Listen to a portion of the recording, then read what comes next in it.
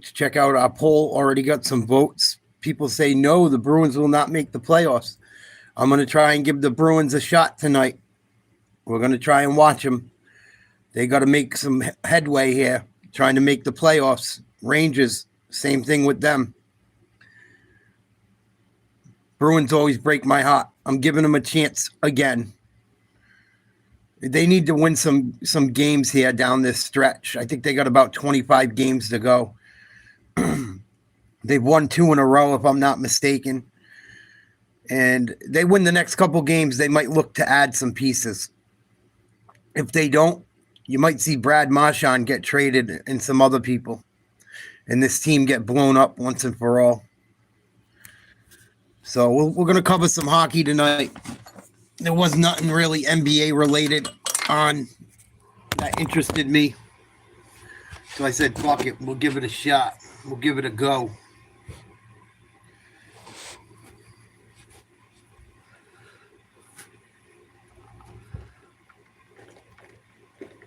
Game should be getting started around 7:05, I think.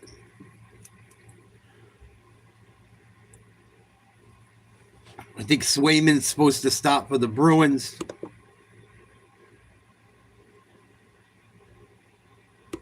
And Shesterkin going to stop for the Rangers. I don't think Quick's playing tonight. I think he's injured. Or they gave him the night off. Well, we'll try and do some hockey action tonight. See what's going on.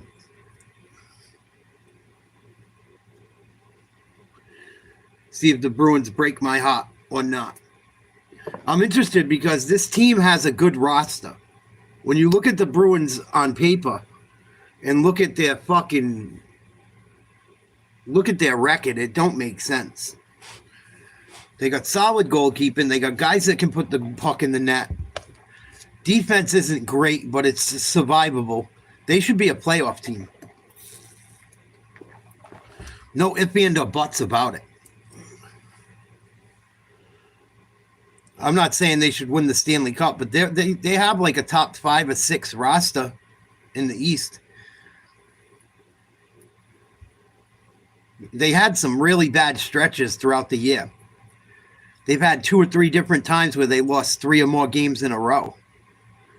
One point, they had a 6-game losing streak.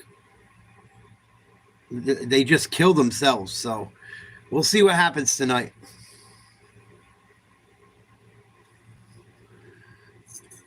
We'll give them a chance.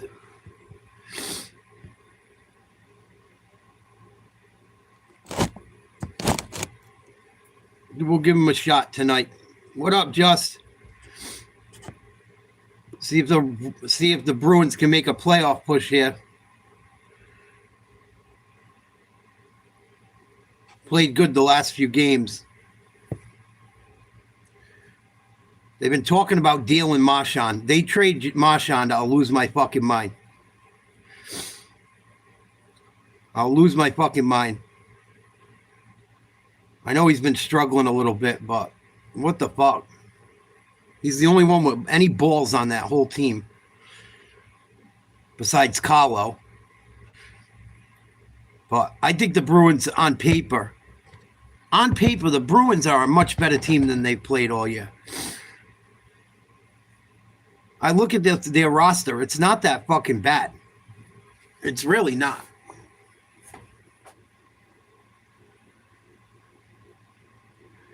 There's no excuse why they're not in the players. Why they're not in the playoffs. And they said if they win the next couple games, they're going to go shopping and try and make a run. We'll see. We'll see what happens.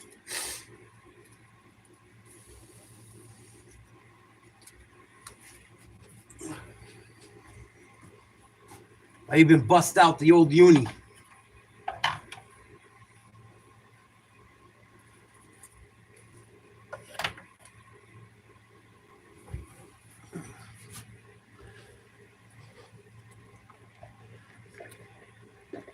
See if they can get something done tonight. They got to do something. Yeah, they're talking about trading him today on fucking Sports Talk. If they don't get in this hunt.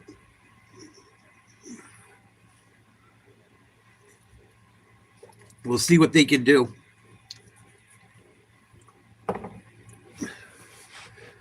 They beat the Rangers, I think it was Saturday or Sunday, 6-3. Pasternak had a hat trick.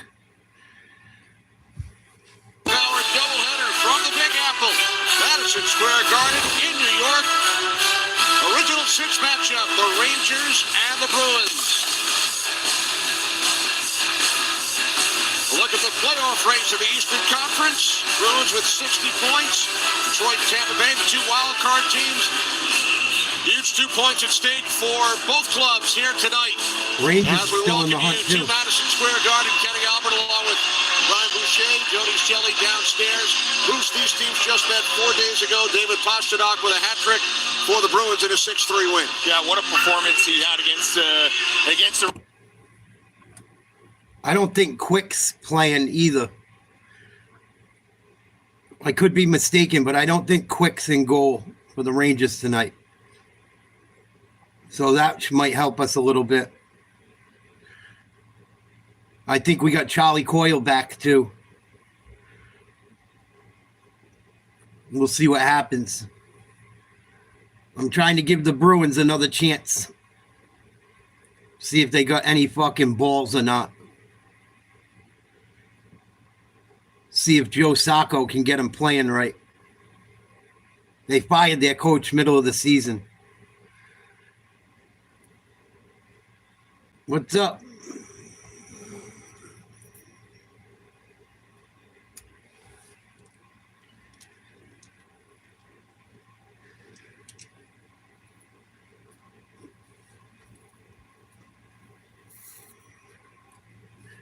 Bruins Rangers about ready to get underway in a minute.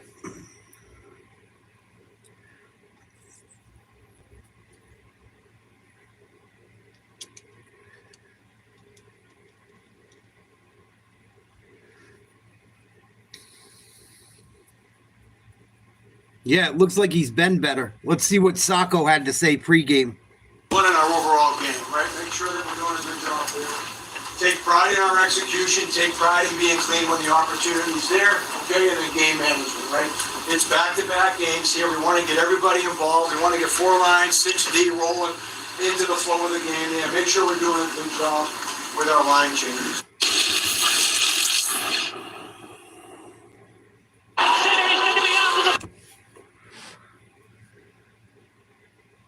You want to see an absolute body? Yeah, these teams don't usually get along. We might see a fight or two tonight. I know Marchand owes Fox a beating. Fox don't have the balls to go with him, though, I don't think. Man. Fucking Bruins, man. I'm not going to be negative. Don't be negative, Nate. So many good teams over the years fall short. And they underachieved this year for sure. I'm not saying they're a top 2 team, top 3 team, but they're a better team than they've been fucking rolling out on the ice, what they've been playing with. Just because I don't cover them on YouTube doesn't mean I don't watch what's going on. But I'm going to give them a shot. Everyone's saying, why don't we watch some hockey? So we're going to give them a shot. I had a lot of people saying, hockey, hockey, hockey. I said, okay, we'll do some hockey.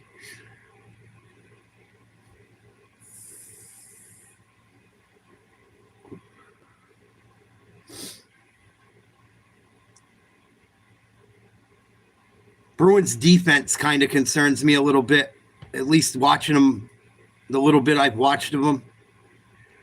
They struggle to get the puck out of their own end. They fucking struggle if they face a team that's good with the forecheck. In my opinion, I'm not a fucking professional hockey announcer, but I've watched enough of it to get the fucking gist.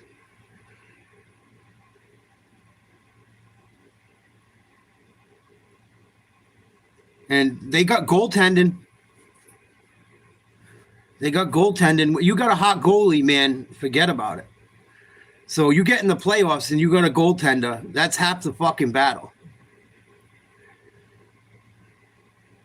So that's why I'm still excited a little bit about the Bruins coming up and winning a few games recently. You know? They're not even going to start Swayman tonight. Are you fucking kidding me? Oh, here we go. Carrot Solo going to stop for the Bruins. Scherchester starting for the Rangers. So they're going to give Swayman the night off. Oh, boy. For a goaltender of his stature, This is a big game. When a guy like that gives up that many goals in 3 games, you can bet that he's going to be super focused here tonight. Look for him to have a big night. That's not a Rangers bad start one. their newly formed top line of Panarin, JT Miller, and Zibanejad up against Marchand, Lindholm, and Coyle. Second of a back-to-back for the Bruins. They are 5-0-1. In the second of back-to-back games this season, the only team in the league without a loss in regulation.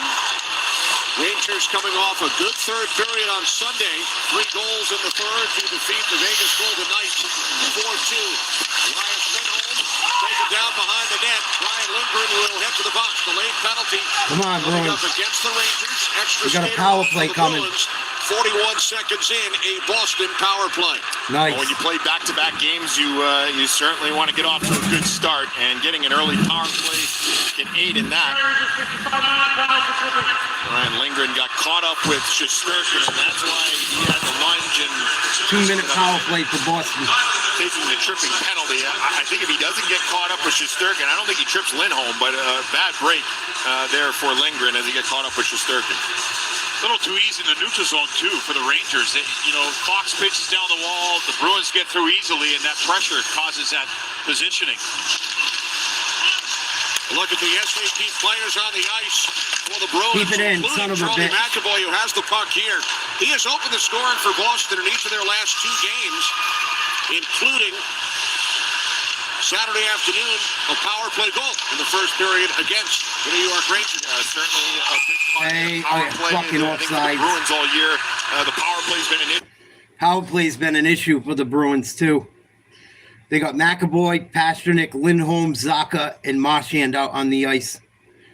Rangers cleared the puck right away when the power play started. They're going to face off right outside the blue line. Way over by the Bruins bench here. They're going to try to break him on a face-off win to get in the zone. Puck knocked to the boards. Rangers control. Oh, Riley boy. Smith, former Bruin, coming Short-handed in 1-2. opportunity. Looks for the move on McAvoy. The ice seems like they're having trouble early. On the man advantage. Early first period, Pasternak shoots it off the stick of Shesterkin. Marchand, the Bruins captain. Hey, Off by Chris Kreider. Rangers Stick is Zibanejad. breaking The out. Rangers short-handed. Adam Fox with Nice a shot. save. Pasalo cuts down the angle, makes the save on the game's. Fox, nice shot on net. Fucking Rangers with more opportunities than the Bruins on this power play. Bruins can't even keep it in the Rangers' end or keep possession. Not a very good start. Almost gave up a short-hander there. Joining the rush there, Jody, you talked about him wanting to have a bounce-back game. Thought that game against the Bruins there on Come on, Saturday, Bruins. maybe one that he thought could be a little bit better. So obviously him joining the rush on the PK is something to keep an eye on. Yeah, he's got to be effective. No one was happy with Bruins that game win the faceoff. on the weekend against the Bruins. Minute left on the power play. Rangers can't, so we'll see. And it's a good sign here early for the Rangers. Over the blue line. Rangers won the first game here. They play it around the boards. So they've split Get it out to the point. 2 games of the season. And it's cleared by the Rangers. Knocked out of the zone by the stick of Zibanejad. Rangers third in the league with 8 shorthanded goals, and they have the only shot during this Bruins power play. Morgan Geekie controls for Boston. Razzo centering pass. Come on. By Keandre Miller.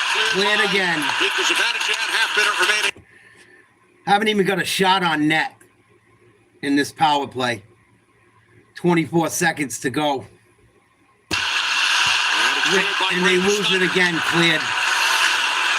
No clean entries for the Bruins. Come on, so Bruins. One time they got in was on a dump puck. But obviously this early Pass the power play, fucking puck. Spaces. not the way they want to get it started. They're all on top of each other. That's a great example right there. Pasternak trying to hit Kempke. Move the puck. Off the mark. Lots of frustration to my right here on the bench for the Bruins. Bruins dump it in. Penalty expires. Bruins, no shots on the power play. Rangers gonna clear it again. So the Rangers kill it off. DeAndre Miller works the puck around. Braden Schneider. Here come the Out Rangers. the pass. Just out of the box. Lindgren. He will now head off. Rangers have 3 defensemen on the ice. Just over 3 minutes gone by. Opening period. There's gonna be an icing on Bruins Boston. have iced the puck. Here is tonight's goalie matchup presented by Pepsi. For the Boston Bruins, the second of a back-to-back, so you could hear head coach Joe Sacco tell his team in the locker room, short shift, get everybody involved. But certainly, I'm sure he's not pleased about Bruins 5-0-1 in back-to-backs this season. Best in the NHL. They don't look too hot starting out. Face-off down the Bruins' end. Shot on net, saved. Rangers keep it in. Puck alive, Jimmy Vesey. Bottled up along the boards. His second game in a row for the Rangers, replacing the injured Adam Edstrom. One change on the blue line for the Rangers tonight. Jack Jones back in, first time in the last 19 games. Shot by Lindgren, then Nice blown save. by Korpisalo. Rangers without the former Bruin Urho Vakanainen out with an illness tonight. Going to be a face-off in the Bruins' end he's after a got his sick team glove playing save. better, Kenny. I mean, they're scoring goals now. They're defending a bit better. I know the game in Boston didn't go their way, but I thought they had a good comeback victory against the Vegas Golden Knights. I mean, I think the pickup of JT Miller gives them a much-needed bite to their lineup, especially in the top 6. I think the Rangers are primed to take off here in the last 25 games of the season. Miller won the face-off. Here's Lindgren. Ooh, nice save. Aside by Korpisalo. Puck knocked out of the air by Panarin. Rangers keep it Get it alive out, in the Bruins Boston. zone. Zibanejad. Now Oh, Panarin. nice pass. Cross ice. Adam Fox. Ooh, Deflects just wide. Rangers unlucky on that one. Down for the puck. Bruins got to get it out. 4 minutes gone in period 1. Kastelik sends to center. And now it's JT Miller back into the Boston zone. He has 4 points over his first 2 games since the trade from Vancouver. His second stint Miller. with the New York Rangers. Miller's pass picked off and cleared by Brad Marchand. You know, that's a shift by the top line. Come on, The fourth Mashi. line gets out there and has the first offensive time. A sustained pressure in that end. That first line comes out, has a couple good moments down there. Looks like the Rangers now. Oh, get nice it move in by this game. Miller. Ryan Spitz sends it deep. McAvoy. The Long Island native carries the puck out. McAvoy dumps it in. But the Bruins offside. Offsides. And I talk about the footing because, Bruce, you talked about Boston played last night. You expect the Rangers to come out high-flying. You know, but here's Panarin. He's done this really well lately, is get on the pucks first. And then you can see the quick support of Zibanejad, some chemistry there, and finding that open man on the backside. So everyone playing, everyone together on that shift. And you can see Fox active again, right? That weak side defenseman getting involved in the offensive zone. We saw it on the penalty kill. And for the Rangers, a great job on that first penalty that they took. They didn't allow any attempts for the Bruins. And now that top line gets to work offensively in recent moments. The Rangers guys have won all 7 face-offs so far tonight. Bruins clear. Come over the blue line. Face-off teams in the league. Shot by Geekie was blocked. Geeky loses it. The defensive play made by Will Borgen. Kochek's pass picked off by Pasternak. Carried back across by Pavel Zacha. Oh, bad Tyler pass. Smith with it for the Rangers. Too far for Alexei Lafreniere. Gathered in by Mason Lowry. Pasternak up the right side. Rangers have the game's first 2 shots. Here's Will Cooley celebrating a birthday today. Turning 23. Get it out. There you go. 3 on 2. Nope. To the middle. Ooh, 4 assists over the last 2 games. I don't think that one made it to the net. Hockey is cleared out of the zone and gathered in by Trent Frederick. Bruins still not a shot on goal. Recall from the minors. 6 minutes into the game. He said when he was almost just surviving. His shifts Sloppy. were too short. He was afraid to make a mistake. He went down to the minors, played in No score, nothing. Rangers Bruins, 13:55 to go in the first.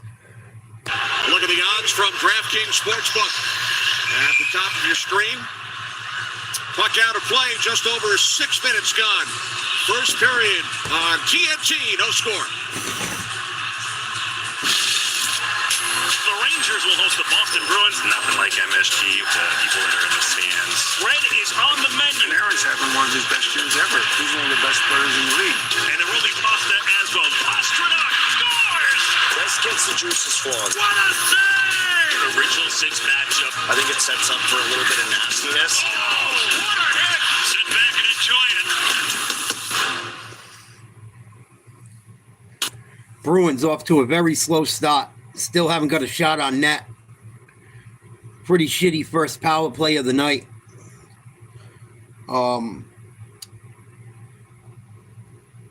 Both teams trying to figure it out early.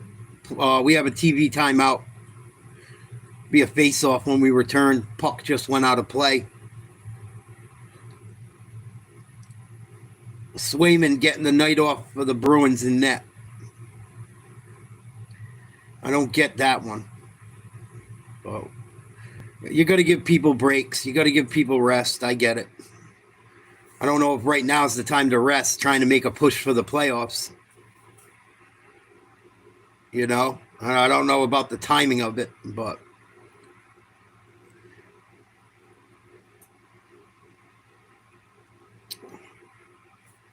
see if the Bruins can get some offense going here early. Very discombobulated to start.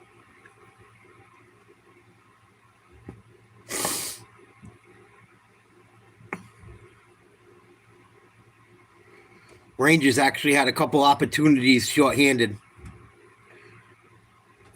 Luckily, Boston got back.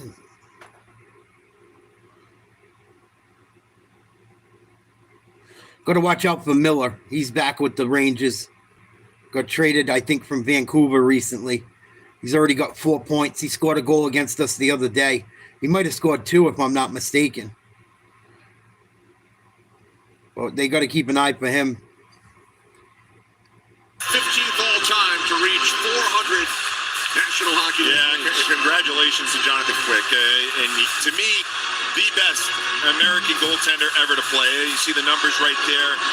Those are some good ones back in the day, and John Van Beesbrook and Tom Barrasso and Ryan Miller, a nice career. But what Jonathan Quick has done, not only in the regular season to win, but also the Stanley Cups, the Conn Smythe. When you put it all together, he's the best that we've ever had in this country. Oh, Good for the top 25 on that list. And he beat Jonathan Quick the only time. Rangers putting some pressure on. Sometimes you get lucky. I got it before he got going. He would have had 401 Go. if not for Boost that night. We did a Boston top 100 clears the list. puck. I might Rangers get it back. All-time American-born D to goaltender. D. Not too shabby. Rangers making a line change. Solo Boston. Bruins still without a shot on goal or a face-off win. They went over 9 minutes last night without a shot. Bruins matching up as the Rangers come out of their own end. Vanaghan had it taken away by McAvoy. No icing. Fox retrieves. Puck kept alive by Lindholm of the Bruins. Coyle works it back around for Marchand. Nice pass. Didn't hit him. Met by JT Miller. Lindgren took it away from Marchand. Great idea. Left wing to Panarin. Artemi Panarin with it once again. Now Adam Fox. 7.5 in, first period. No score for Madison Square Garden. Peter Zadorov with the puck for the Bruins. Now Morgan Geekie. Ooh, dangerous pass. Pass was out of the reach of Peak. Zadorov with it once again. Here comes Pastrnak. Has a point in 11 consecutive games. Rangers coming out of their own end. Bruins, good forecheck.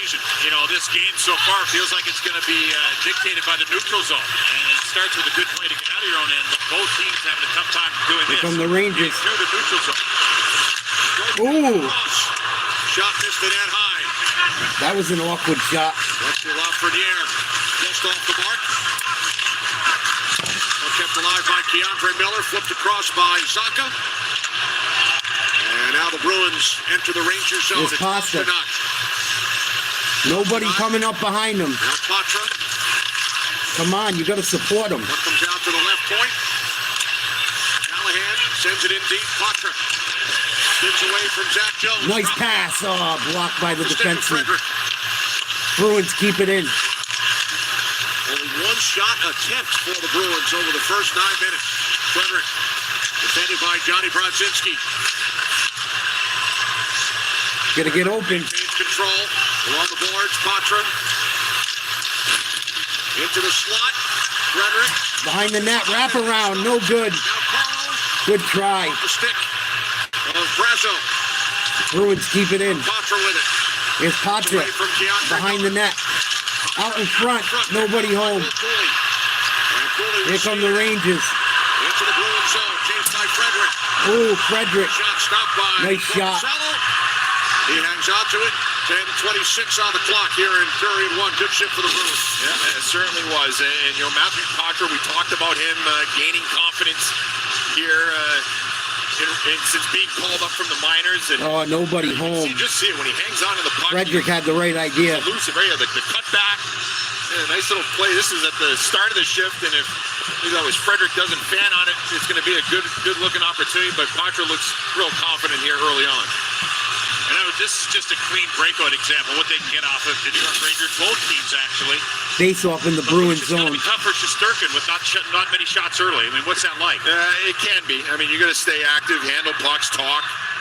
You don't know when Rangers it's going to out at the down your point, end, but down to the red, I think you'd like to have it this way than giving up, down to the circle. They lose the puck. Save it at the point. Here's Lindgren for the Rangers. Down low for JT Miller. Oh, they lost it. Out of his zone. Here comes the Bruins. Here come the Bruins. Zibanejad back. Beecher cutting wide. Come on, we need support. Here's pass Hey, deflected. out of The the stick of Zibanejad. out of play. Just past the midway point. First period on TNT. Scoreless from MSG. Bruins seem a little slow tonight. A little bit slow, in my opinion. They got to get up and help their fucking guys on offense. You got Pasternak and some of them forwards in the centers getting the puck up the ice into the Rangers' end, trying to cause breakouts. And they're not getting, the Rangers are getting back, and the Boston defensemen aren't getting into the play quick enough.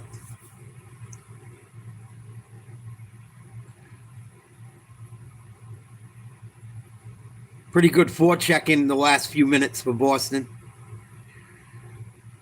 Boston shouldn't lose this game tonight.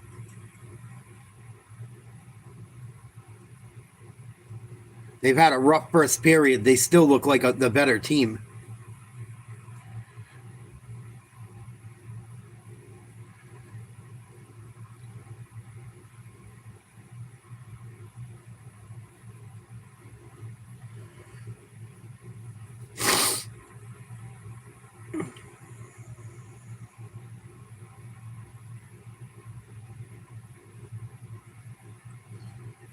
Bruins trying to make a push for the playoffs. So are the Rangers. Bruins are tied for the last playoff spot, but they lose it because the Senators have a better record head-to-head. First period, no score, 9:53 to go. In the Pittsburgh area, Vincent Trocheck, JT Miller. It doesn't happen for a lot of players in this league. It's a big league, but at the same time, it can be a small league. You get an opportunity to play with a guy that you grew up with. What a thing to treasure. And Vinny Trocheck and JT Miller, they talk constantly while Miller was in Vancouver. They hope for this day to come where they both would be reunited. And truthfully, I feel like this is a match made in heaven for the New York Rangers, and trying to read between the lines, it felt like JT Miller, Jody, this was the only destination out east that he really wanted to come to, and I think he's going to help this Ranger team immensely. I think that Trocheck will compliment him, and he will do the same for Trocheck, and I think he's going to impact the team, obviously, in a lot of ways. But great to have a relationship like that goes deep into their childhood. Rangers have won all 10 faceoffs. Now Geeky sends it off the side of the goalpost. Pasternak with the puck for the Bruins. Ooh, Down behind the net. Pasternak took a big hit. We heard from Trocheck on the pregame with Liam and the gang. Oh, Rangers lose the puck. JT Miller during Bruins come up with it. With the Rangers, and Hank was very interested. Here come the Bruins out of their own end. I kind of like Miller's approach. I like the one suit for a 6-game road trip. I can't do that. Pack light. Rangers lose the puck back to the Bruins. No, well, it's not just a toothbrush, but I mean, like, why bring 4 suits? I mean, look at your suit tonight. And the puck's going to go out of bounds in the Rangers' end. 5 games in a row. I think it's a good play. I admire JT for being that way. Look at that. Okay. Look at that. It's dark. It's brown. It's not blue. Come on. Keep looking. You could do different ties with it. You'd be fine. The big question, Jody, did you wear it last night in Buffalo? I did not. And thanks for noticing, Kenny. Face off in the Rangers' end. Rangers have won most of the face-offs tonight. Coyle wins that one. Back to the defenseman. They get it down low. Puck in front of the net. Bruins can't get it. A shot off. Rangers come up with it. And they clear the puck. It's going to be regained by Boston. Enters the Rangers zone with Peak. Peak defended by Fox. 8.5 remaining. Hank is probably sick to his stomach listening to me talk about this. I mean, I don't think I've ever seen Hank wear the same suit ever. I think he wears it once and then that's the end of it. Everyone up against the boards fighting for it. He certainly does. Coyle gets it out. Best player I've ever noticed. And it's kicked out by the Rangers. Should be an icing. Rangers have iced it. They have all 3 shots in the game. Faceoff comes back into their zone. Well, we talked about David Pasternak in the open and how good he's been, and if you can get a chance to get a lick on him in this game, I mean, you got to do it. Will What up, Holmes? Good finish behind the net. Doesn't, well, 1, you kill the play, but 2, you're physical against the Bruins' top offensive player. Let's keep an eye on that here tonight to see if the Rangers have a focus on being physical on Pasternak. Bruins win the faceoff. I'd like to see someone take a lick on Morgan for that, too. And they're going to drop it again.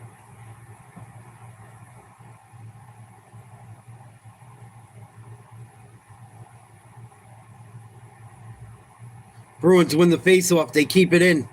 Dump it behind the net. Morgan's played well since coming over from the Seattle Kraken in the trade for Capo Conco. Signed a long Lose the contract puck. extension with the Rangers. Rangers trying to get it out of their own zone. They do. Another Nice icing. fit here. Seems to calm things down in the back end. For Another faceoff the New coming York for the Rangers. Bruins. You can see he plays with some bite In the Rangers' end. that he had there, and they've got the offensive guy in Adam Fox. I mean, he's the guy that's going to generate the offense. And here's some of the other.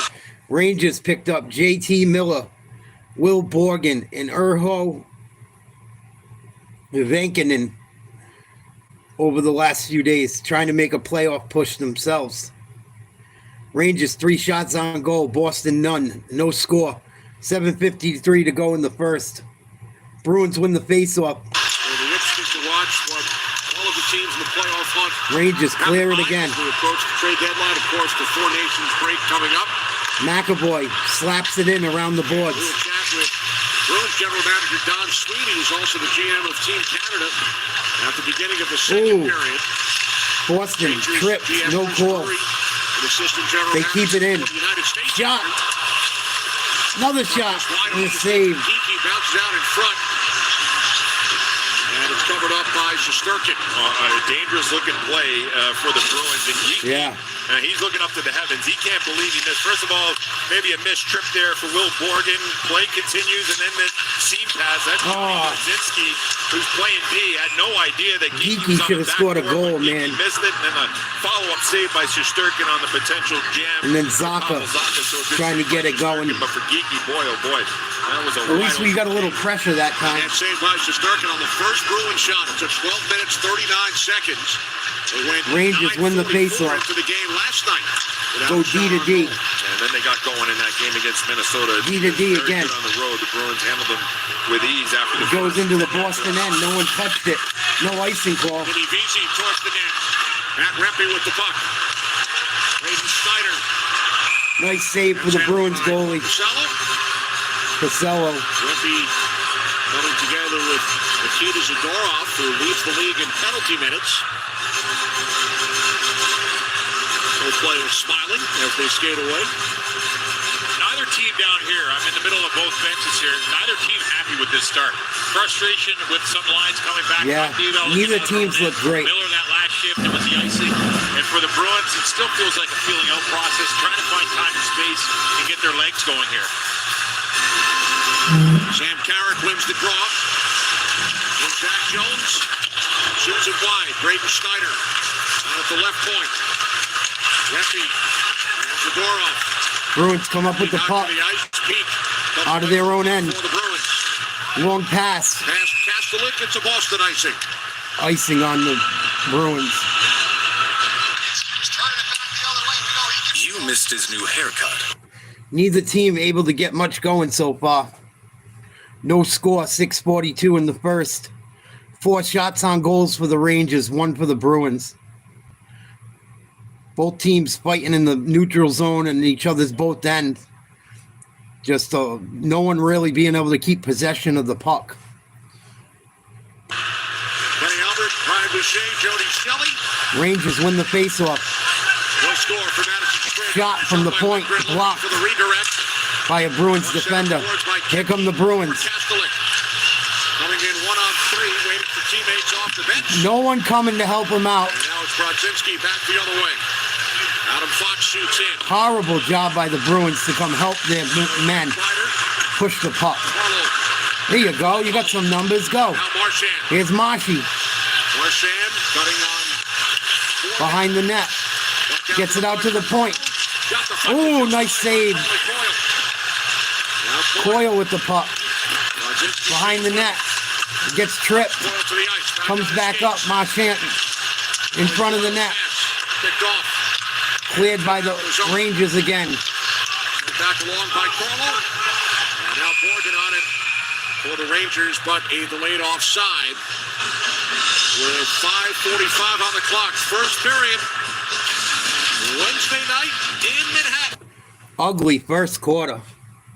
I wanted to see some fights tonight, too. The way this game's going, you might see a couple because it's going to get chippy.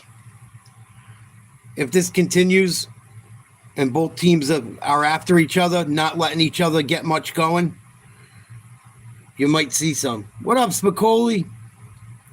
How you doing, my brother? Oilers are playing later on tonight, I think. I think they got a big game against... I could be wrong, but I know there's another game on, a couple games on tonight.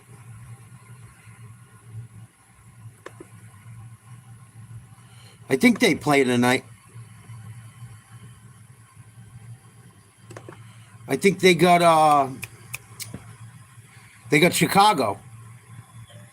Chicago. That's who they're playing. Chicago's not very good. I thought they had to play Winnipeg tonight. I was wrong. Yeah, I don't know. It'll depend on what happens with the Bruins the next few games. If they can win some hockey games or not. They're talking about it in Boston, too. It was on the radio today. I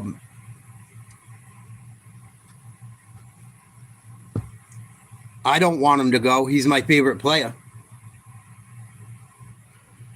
He's my favorite player. He's been my favorite player since he came in the league. Since they won that Stanley Cup. I think it was his rookie year, or maybe not his official rookie year, but close to it. I don't want him playing anywhere else. I'm selfish. And I don't know what you're going to get for him. He's getting old. I think his contract's up at the end of the year, too. But Boston's underachieved as usual, so that's why I'm hoping they make a push for the playoffs and make a run at it, because he's getting older.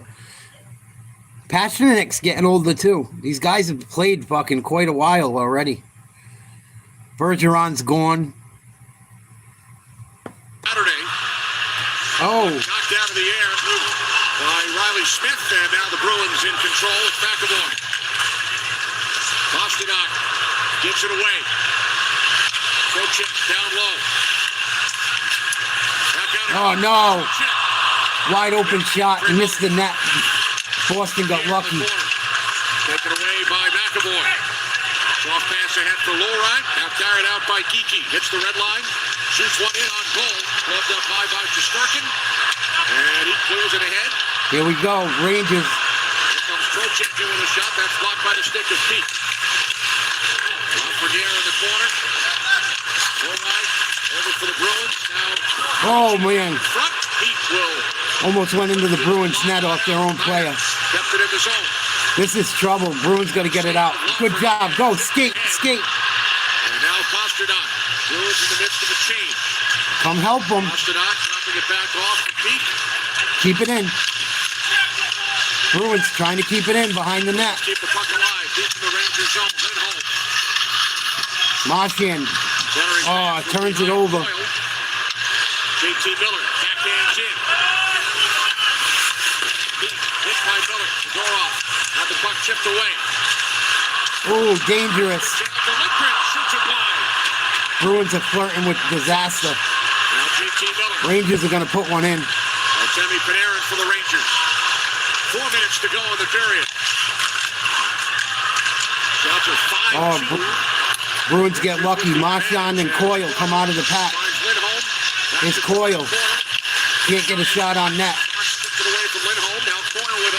Out to the point. Slap shot. By Callahan. That missed the net. And Panarin will send the puck out of the zone.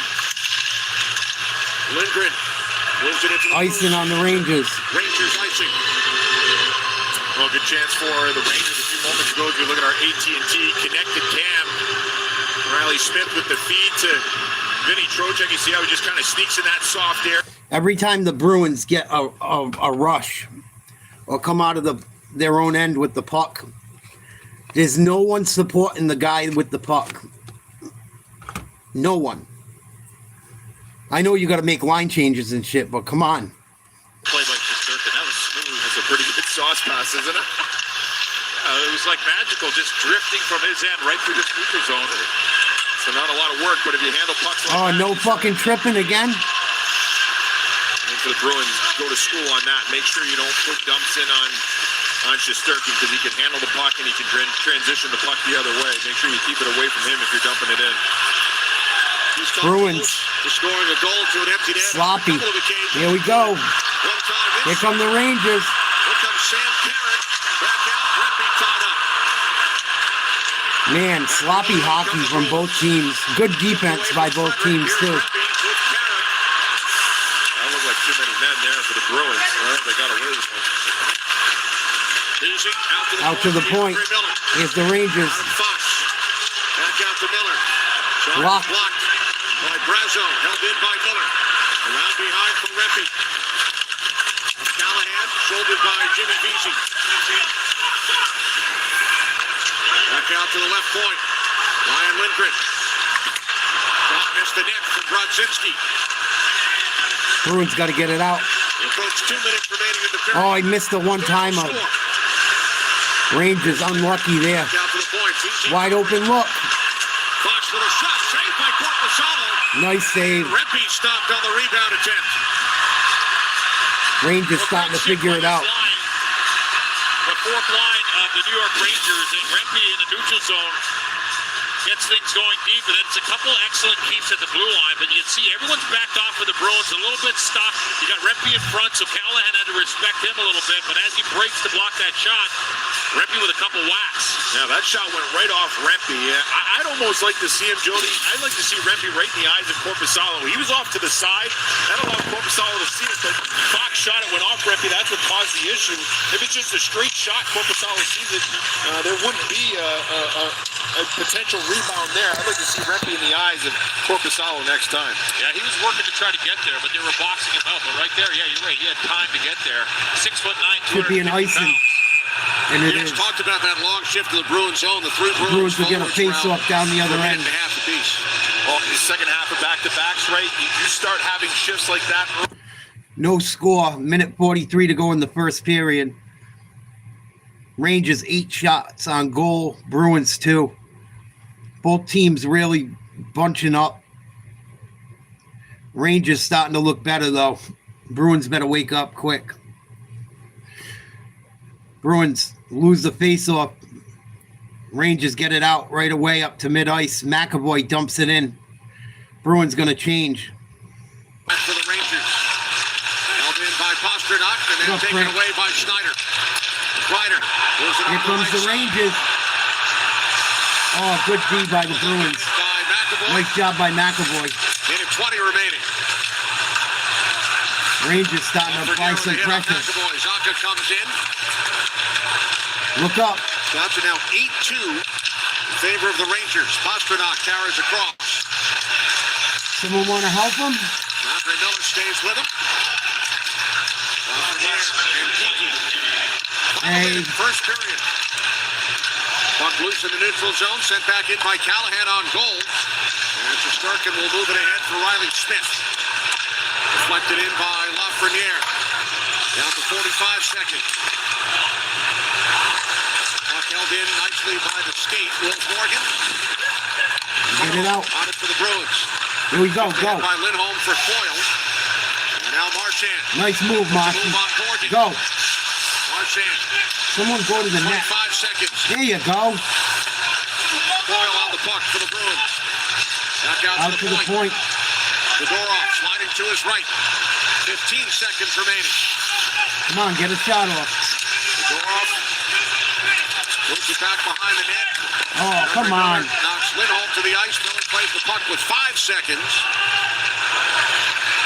As time winds down, and that will do it. First period comes to an end. No score. Bruins went 12 and a half minutes without a shot. Finished with 3-8 for the Rangers. Bruins have the only power play. We are scoreless after 20 minutes. Lexus Intermission Report coming up with Lynn, Ace, Biz, and Hank. And then we will chat with Bruins General Manager Don Sweeney at the start of the second period.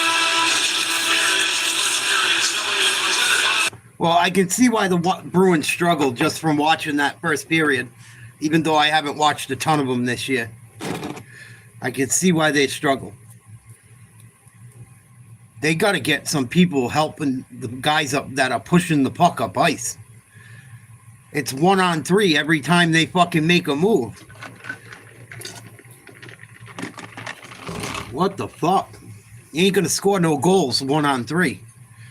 I don't care how good Pasternak is. You can't do it without support. No one going to the net.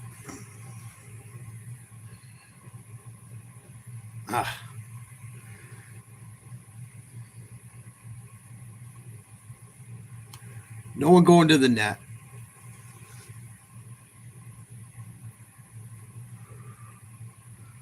Played okay defensively. Struggled winning faceoffs. What do you guys think that are hockey heads? Goaltender seems solid, even though he's the backup.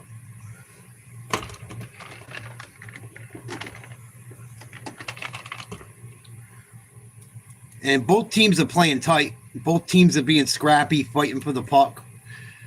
There's not a lot of open space. A lot of bunching up by both teams.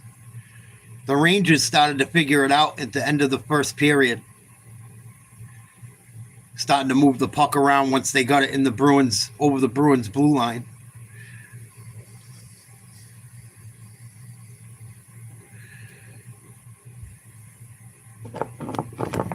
The Bruins got rid of a lot of guys, too, going into this year. I wish they didn't. I don't know how their cap space was, but they've lost some pieces. I can see why they struggle. I can see why they struggle with the people they have.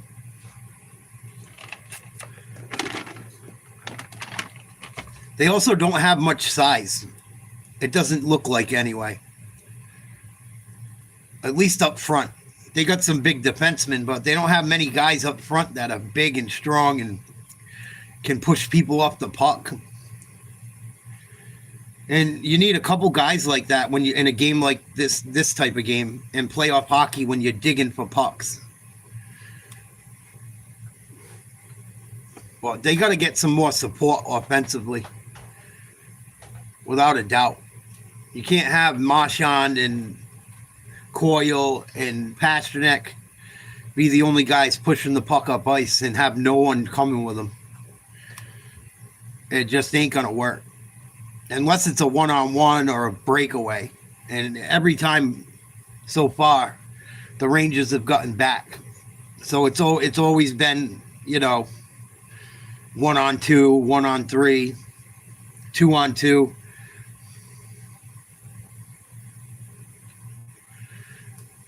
Ura says, support the guy with the puck. If New York clogs the neutral zone, dump and chase, get behind the defenseman. Yeah. Yeah, that's what I'm saying. You got to put shots on net. You can't just hit the blue line and be the one guy there by yourself. And that's why I wish they had some more size up front. Because then you can dump the puck in, like you said, and then go chase down pucks and be physical. And JT Miller and Jody Shelley. You can't wear this every night. It's a nice brown pretty suit. good. I like that. That's a beautiful brown suit. Wondering if they also have trouble keeping control of the puck inside the Rangers blue zone.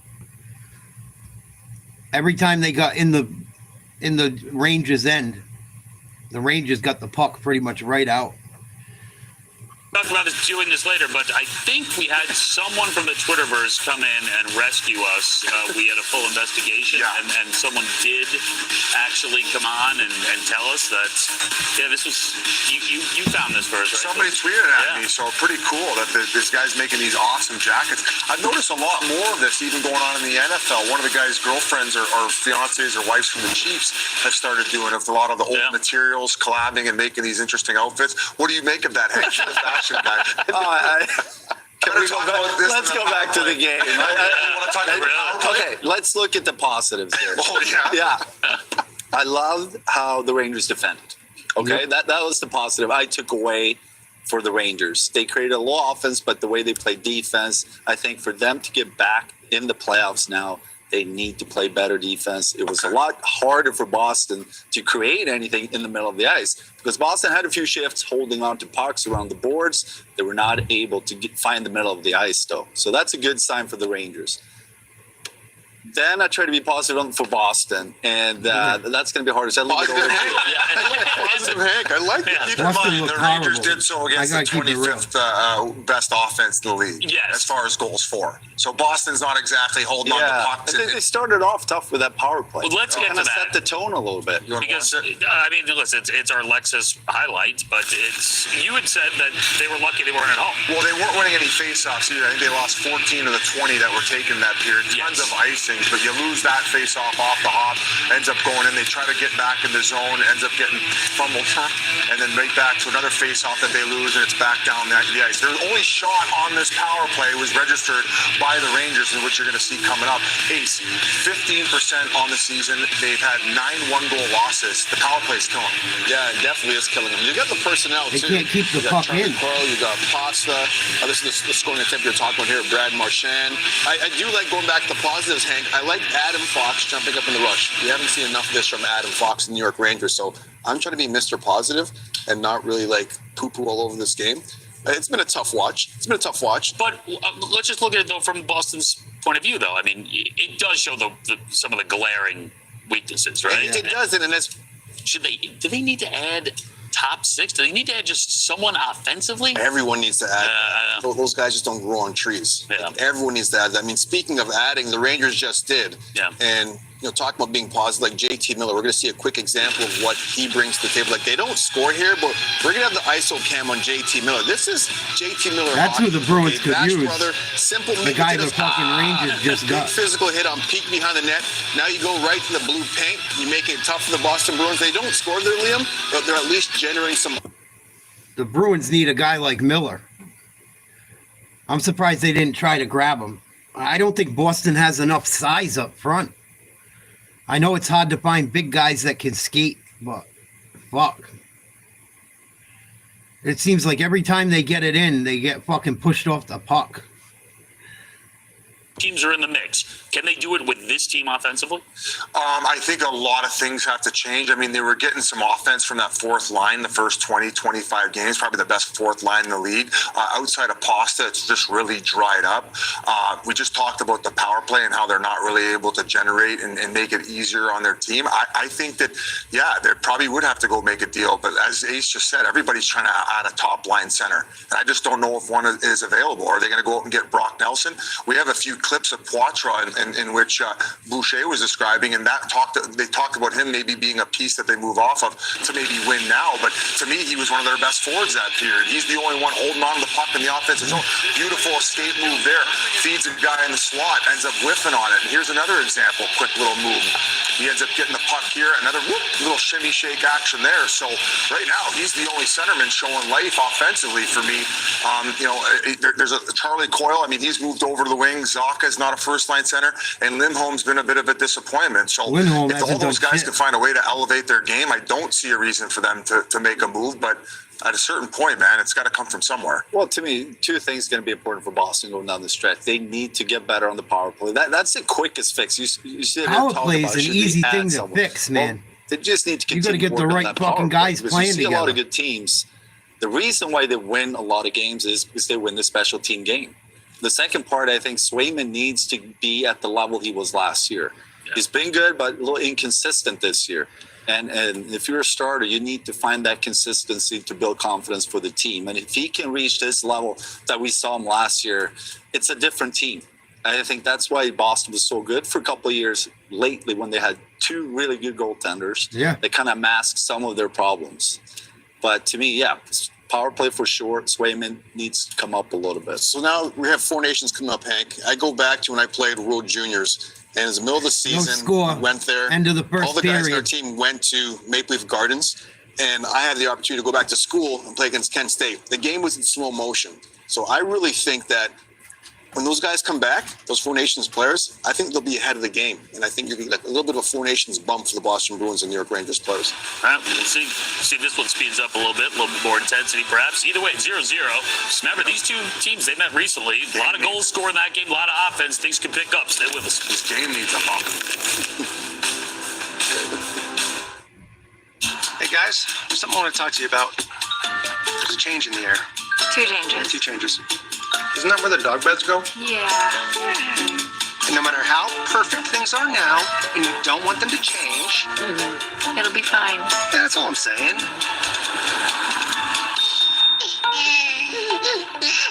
I told you it'd be fine. The 3-row luxury TX, because everyone should feel like the center of the universe. What are we doing today, Coach? So, today, we're going to work on our checking. Sorry, I heard checking. A bit of a misunderstanding. I meant checking on how we can help save our customers money on their car insurance. And whether they need car, home, boat, or pet coverage. Precisely. Now, let's go again. Susan. Always wanted to do that. My turn. Switch and save. Get more with Geico. Best day of training so far.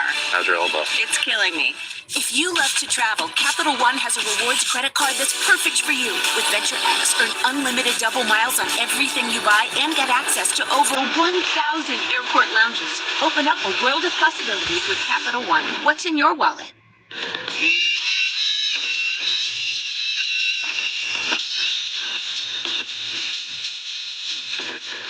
Get it before he wakes up. Get it in as fast as an hour with express delivery.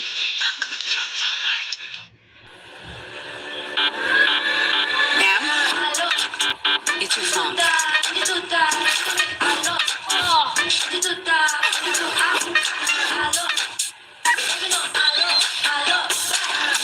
With Verizon, anyone can trade in any phone in any condition. Pull flight info from notes, send to mom. And get the new Samsung Galaxy S25 Plus with AI. On us. Only on Verizon.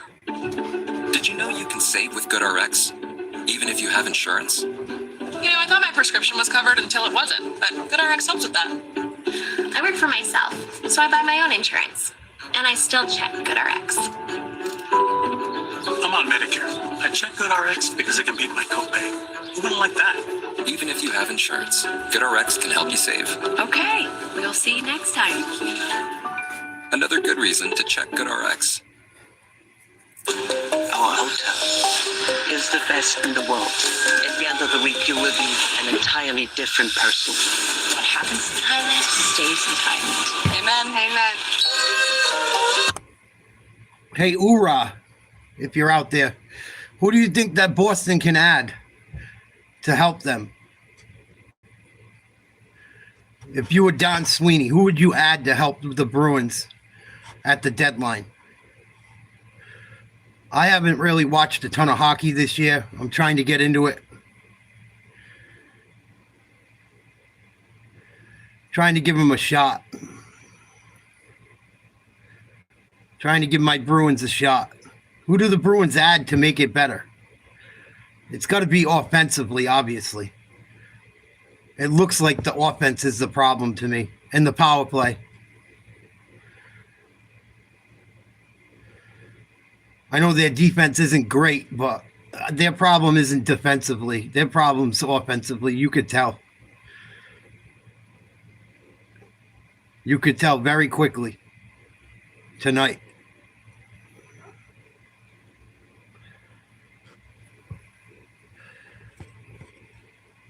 I don't know who is even available.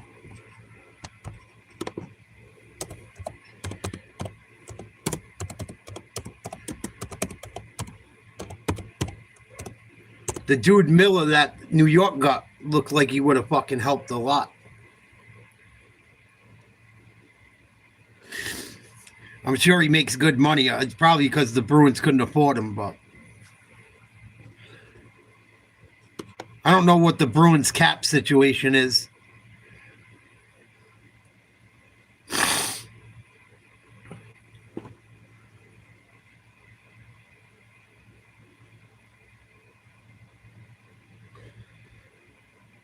Boy, if the Oilers get fucking Marchand off us, they could win it all, definitely. Do the Bruins just throw in the towel and stop building for the future? And get rid of Marchand? I don't know. I'd hate to see him go play for anyone else. But the Bruins had some guys I didn't understand why they got rid of. I think it was because of contract. I think it was because of money. The last year or two, they've lost quite a few pieces.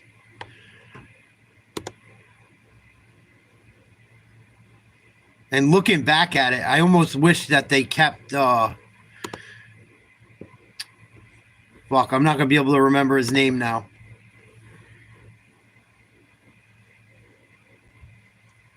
I almost wish they kept the other guy we had for a long time there that was kind of underachieving. He was a forward.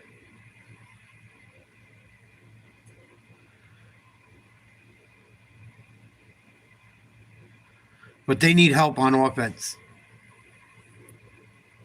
And they need some guys that are strong on the puck. Desperately. Like strong on the puck in the other team's end. Digging it out of corners, getting to the net, getting up, getting going on transition and moving towards the the other team's blue line as a unit. I almost wish we never got rid of DeBrusque. That's who I was thinking of. Even though he underachieved, he still was good for 20 goals a year. Sometimes more.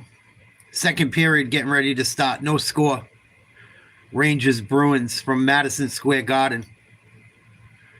We got Celtics Knicks, I think, from Madison Square Garden this weekend too. Saturday night. We got UFC. We got the fucking Super Bowl. Got a lot going on this weekend.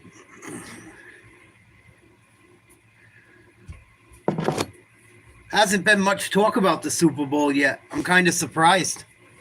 Hasn't been a lot of media hype or anything like that. I'm sure it will start in the next day or two, but there hasn't been much talk about it.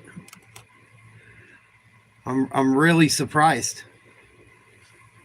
Jim Nill, I mean, it's got to be great to pick their brains in a situation like this. Yeah, it's humbling in a lot of ways to lead, Canada in this exercise and be fortunate for Doug to appoint me and obviously working so closely with Jimmy Nill and Julian, guys that had a hell of a lot of success in the National Hockey League, and then the coaching staffs, being able to be in that room and pick their brains about stylistically and what players, to build Starting the the team second period. has been really a rewarding experience.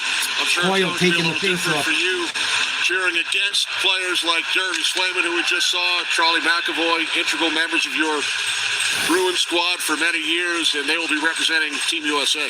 Yeah, it'll be. You got to wear your flag on your sleeves when the clock turns around to the 12th. Wishing them the best. Yeah, he's the best by far. Ultimately, we're going there for one reason only, and is to win. You talk about that, to win. My question is, what are your expectations for the level of competitiveness, maybe right off the hop? I mean, do you expect it to be like a Stanley Cup playoff game right from the drop? Well, I don't think the animosity, when you get into a finals, it can build pretty quickly. I think that the execution, the pace. Same shit. Here we go. Possible. These are great players across Keep it in, Boston. And we're fortunate to jump right into it. Obviously, you got Coyle fighting for the puck. Behind the net. Comes out towards the face-off circle. Marchand fires it back in back of the Rangers' net. Tied up. Coyle comes and digs it out to the point. Swing and a miss. Horrible job. Here come the Rangers, 3-on-2. They're going to get a good look, and he misses a one-timer. I don't think it was saved. I think it went wide. Rangers with a good opportunity there. Boston better wake up. Boston making a line change. Rangers dump it in. Going to be played by the Boston goalie. Pastrnak loses the puck. Bruins kick it out of their own end. Rangers go D to D. Nope, fake the D to D. The D to D and push it up the sideline. Boston steals the puck. Pastrnak trying to get a rush going. Bruin comes over the blue line. Pastrnak gets it out in front. Rangers lose the puck. Shot in front of the net. Nice save by the Rangers goalie. Is there anything like that? Well, I think everybody's concerned about injuries. I mean, it's inevitable. Even building your team, you set a roster on the fourth, and you understand that it's probably going to change. There's too many games. Look up, Boston. And when the tournament starts, so you love everybody to be healthy because that's the ultimate thing. Where you pick the roster and go out and compete for best on best. So you can't really give it too much thought in that regard. Pastrnak in back of the Rangers goal. Back in 97, looking ahead to the Olympics in 98. Similar situation with the Olympics coming up next February over in Italy. I'm sure all of the players on Team Out to the point. other countries in the Four Nations want to be a part of it next year, but there will also be some who are not involved this year, right? Back down low, back to the point. Shot, McAvoy, save. Yeah, ultimately, I think everybody's looking to platform themselves. Poitras, you can put the puck. It hasn't happened for an awfully long time. I think people will be excited to try and platform themselves. Whether that's the next young players we've been watching as well as what they might be the next wave for each country. And we did a lot of Both work on that. teams digging along the boards. Bruins lose the puck. Rangers dump it in the Bruins end. On the Four Nations roster. Bruins, and maybe Callahan your thought on gets the it out of the trades that have Bruins taken end. place so far. It seems like there's been quite a few trades, and maybe your approach going forward, is it still more of a wait and see? You need a little bit more time because the East seems to be clogged up with quite a few teams that seem to think that they could compete for a wild card spot. Well, No, he's not going nowhere, Kind Kenny. getting out of the gate not as fast as we'd like, and Nice move. things.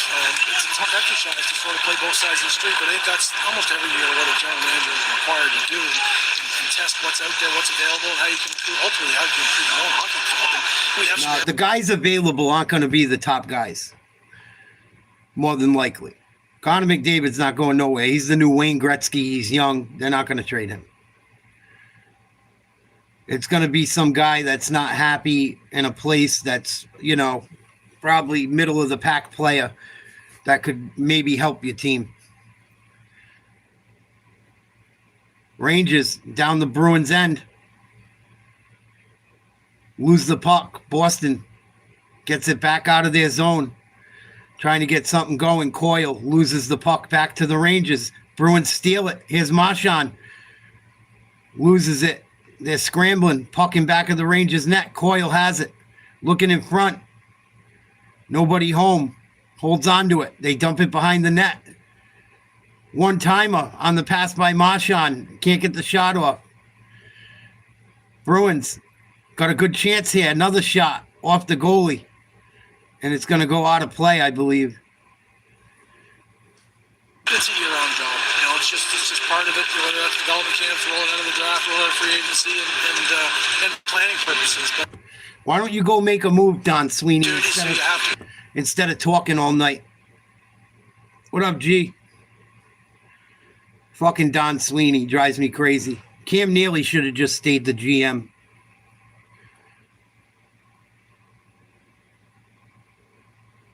Going to be a face-off to the right of the Rangers goalie.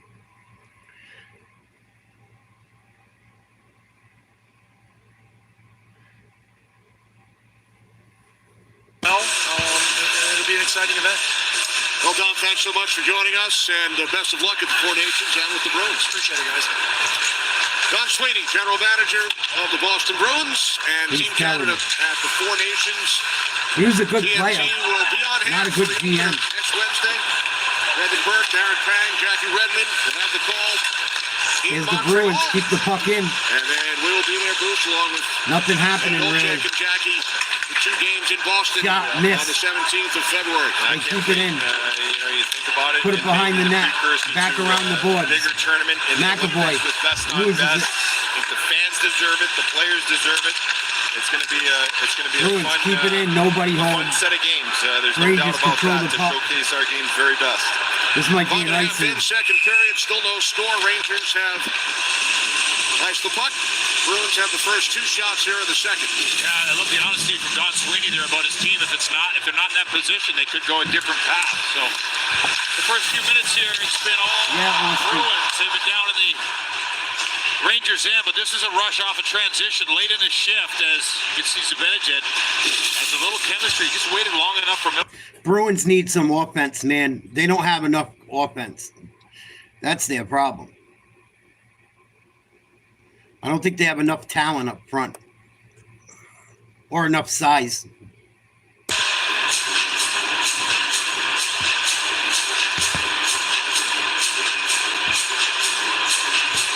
Bruins have won their last 2.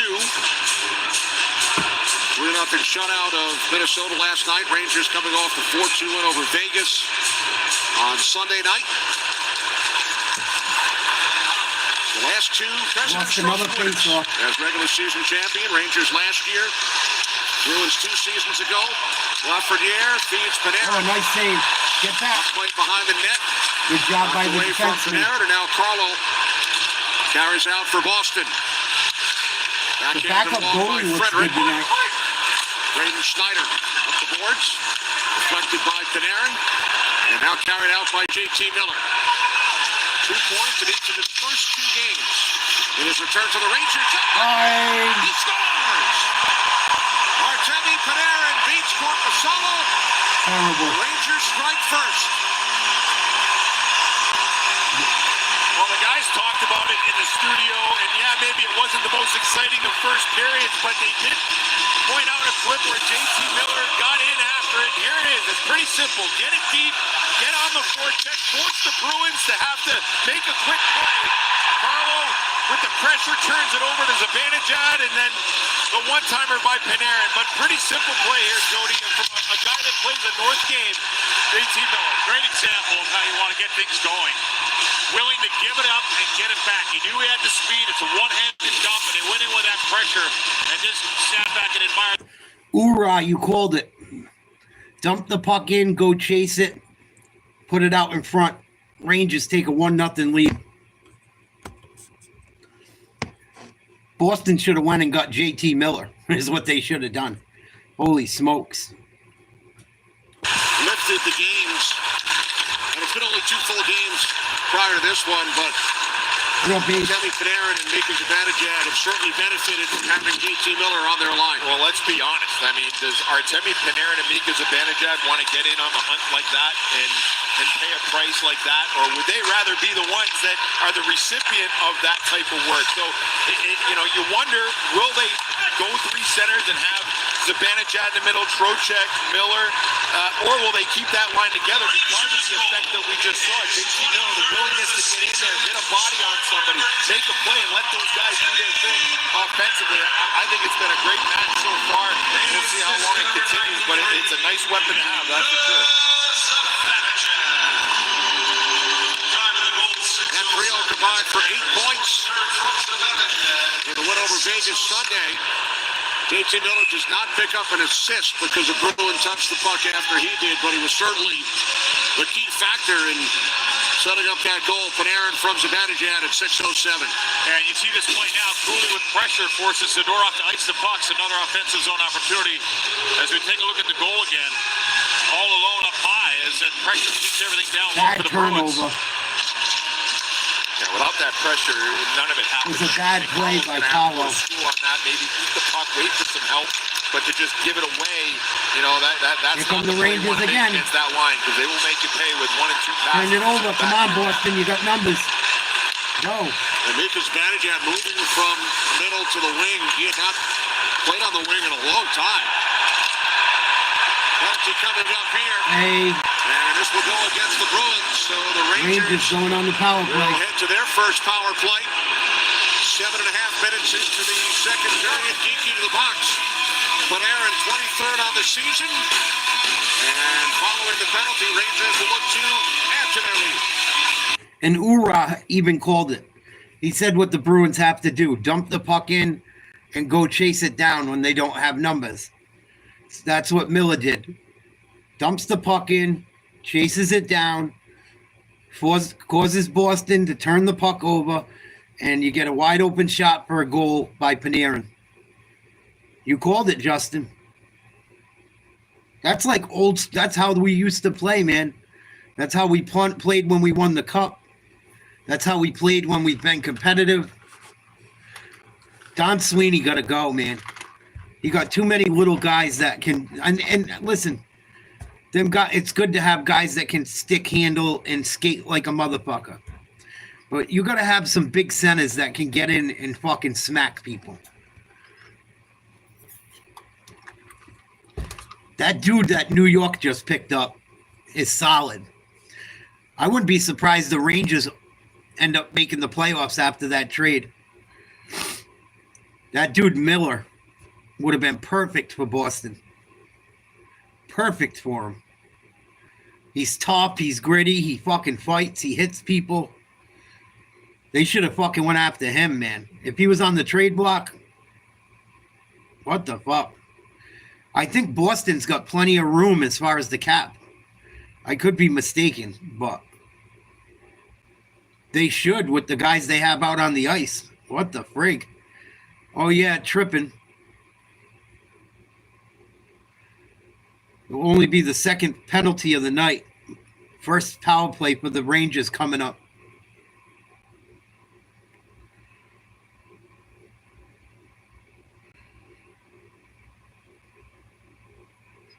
I don't know. It's hard to get excited watching this Bruins team.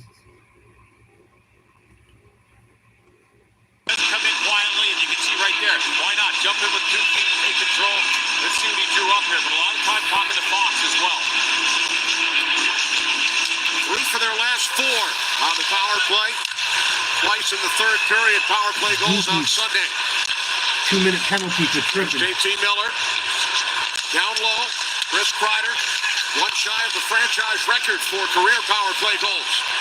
Deflected along by Zibanejad, takes the return pass from Panarin. Now Panarin, JT Miller, there you go. Fox shoots, missed it in. Puck carries out of the zone. 30 seconds gone on the geeky penalty. Fox shoots back in. Kreider in for a shoot. Oh, dangerous. Panarin tied up by Zadorov. Gotta get it out, Boston. Now Panarin. Gotta get it out. Oh boy, this is with the trouble. game's first goal.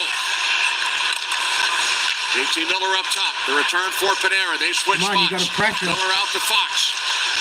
Pressure him. There's Panarin once again. Fox. Oh, swing and a miss. Tee it Lucky. up. Zibanejad. Bruins got very lucky right there. Come on, you Fox gotta for the pressure him. Rangers. Straight away. A little bit. Back across it comes to Panarin. Under a minute to go on the power play. Pressure him a little. Shot so far. Kreider setting up in front of the net. Oh, Bruins JT scored a Miller break. picks up the puck in the neutral zone. Yeah, Miller pointed for Panarin to go to Fox, but then activated. Just couldn't get that pass from Panarin. Now Panarin. Back in the Bruins end. For Kreider. Puck played by Zadorov, and he fires it down ice. 30 seconds left on the power play for New That's York. going to really round out very well with the addition of JT Miller. I mean, different setups. He started to the left of Korpisalo at the start of the power play with Zibanejad and the bumper, then eventually went to the flank on the right of Korpisalo for another look, and he made several good passes. This is a power play, but I get the sense as the season wears on, and he starts to get more comfortable. It's going to be a dangerous part of the Rangers game. Bruins clear the puck. Bruins again clear as Geeky returns. 1-0 Rangers. Shots on the power play for the Rangers. They have 10 in the game. Bruins just 6. 10 minutes, 15 seconds from left in the Zibanejad. second period. The game's only goal. Puck lifted out. Keandre Miller lifted for the Outside. Rangers. Now Sam Carrick. Will Borgen. Good We job hit the getting midway out of the point. end. Period 2 for Madison Square Garden. Kenny Albert, Ryan Boucher, Jody Shelley. Matt Rempe gets to play the puck, dropping it off. Out by Carrick, deflects wide. Carrick keeps the puck alive in the corner for Jimmy Vesey. Back around for Carrick, out in front. Rempe had the stick lifted. All right, now go. Here's Pasternak for the Bruins. Pasternak. Oh, you pass it to the other team. Because your defensemen are Lafreniere from morons. center shoots in. He's looking around. Hit by Lafreniere. Low ride for Geeky. There you go, go. Now Pasternak. NHL first star of the month in January. Trocheck sweeps the puck ahead for Back out, here Lafreniere. come the Rangers. Knocked back out of the zone by Kepke. Up the boards, onto the stick of Lafreniere, and then Trocheck. High stick and a Penalty trick. will be assessed. Yes, it is a high stick. And the Rangers will head right back to the power play. What up, Mr. Hunt?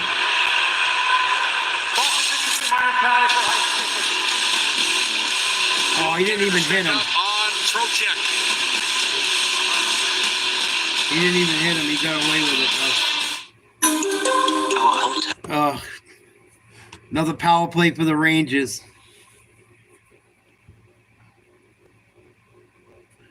Not impressed with the Bruins at all. And another thing about them, it seems like to me from watching them tonight, they look like they're playing tight. They look like they're so afraid to make a mistake or they don't know what the fuck they're doing. They just look very, like, uptight. Even Pasternak, like when he keeps coming over the blue line with the puck. Like, come on, dude. You're a fucking one of the best in the NHL. Have some confidence. Make a move on someone. Or dump it in and go get it. And once again, they had a nice opportunity. Pasternak looked past the puck back. Should have been no one there but a trailing Bruin. And the Rangers are beating them back into the other end. There's no way that Pasternak thought that was going to be a Ranger there. And part of it's the defenseman. It seems like the defensemen for Boston aren't into it offensively.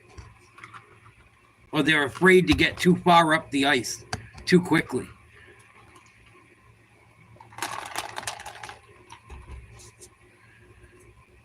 They seem like they're afraid to go up on the offensive end.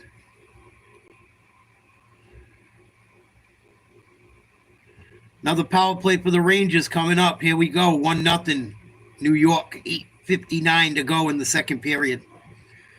Thanks, Mikey boy. On that last penalty kill for them is there's a lot of offensive zone time and movement of the puck, but only a couple opportunities towards the net. So now look for adjustments here, maybe a little more movement. You should notice Miller moving around the zone. Keep an eye on Zibanejad as well here. He's playing the bumper, but he's got off to that one-time shot too. Rangers win the face. Slides it across. Panarin. Back out to Fox. Second consecutive power play. For the Rangers, Panarin shoots it wide. Kept alive by Zibanejad. Carlo lifts the puck ahead. Skate, Fox you got hustles numbers. back. Beecher, first to the puck. Hooked away. Oh, what are you doing? Goes to Sturkin.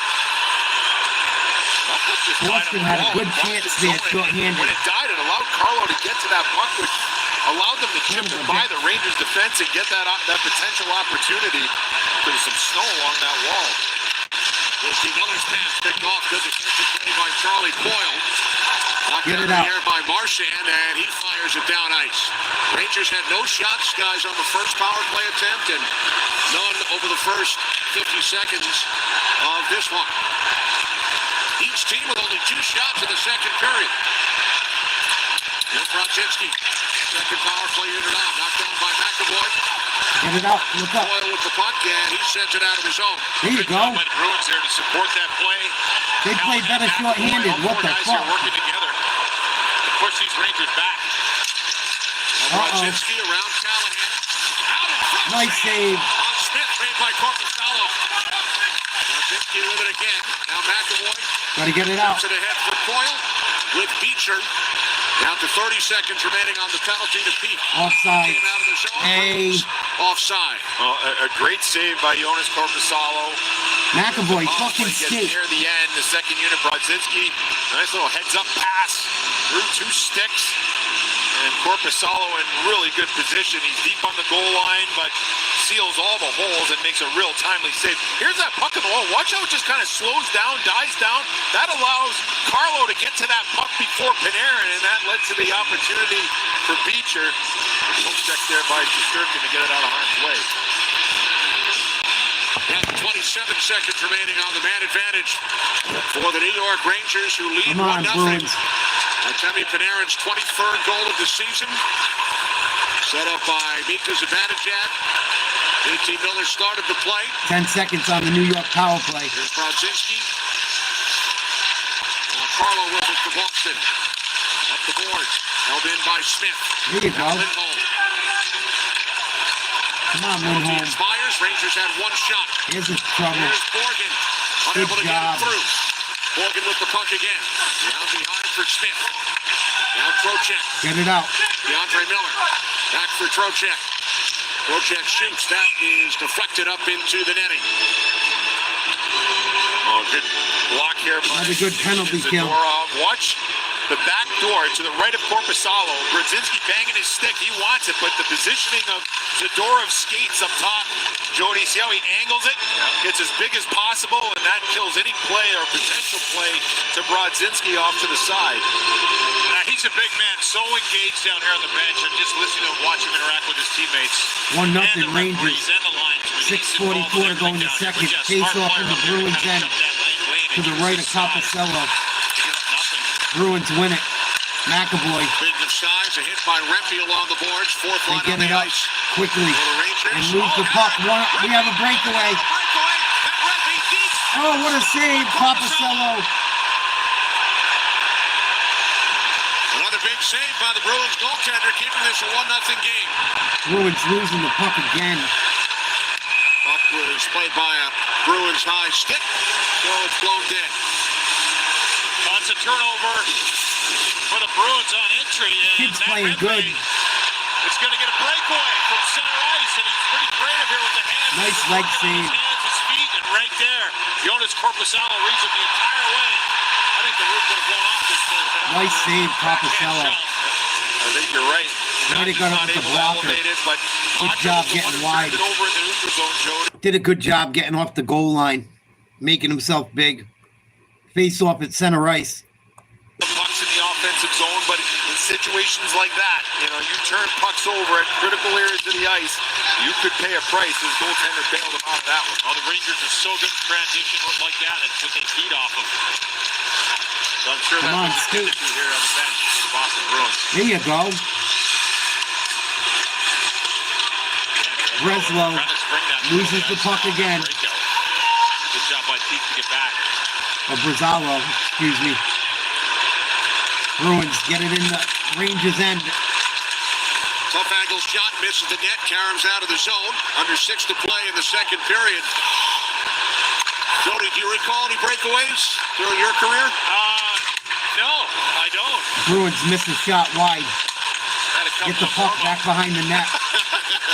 How'd those go? Thank you, Story. They turn it over. I thought it was so much fun. You ever get any by him? I think once. You'd probably say no, but I think I did once. How about in practice against Hank? How'd you do in the shootout He competition? was so competitive. It was, Bruins can't gain the blue line. Here they go. I actually don't remember. Oh, nice move. Shot. Save. Glove save. Made by Shesterkin. Geeky. Well, we'll take you back to a goal you did score. Back in 2010. Trying to get it going. Against Bruce. Oh, Bucci. What's going on in the face-off here? Where did everybody go? Nice try, bud. Brian Boucher in goal. A Rhode Island product. New England product. Bruins, lucky they're not down by 2 or 3 goals right now. Go Jaguars. Maybe next year, buddy.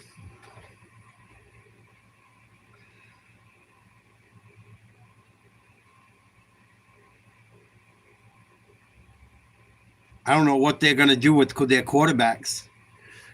Trevor Lawrence, man, he took that awful hit.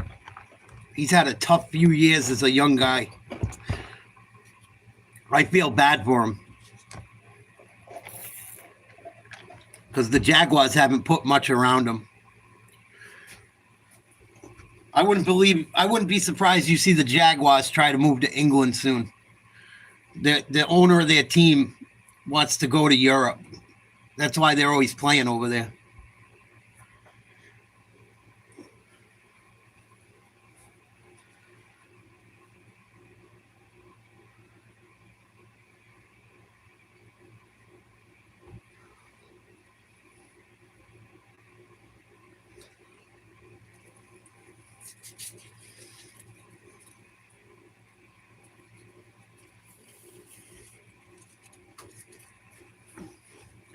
Give up sports. Stop keeping up non-whites. What the fuck are you talking about?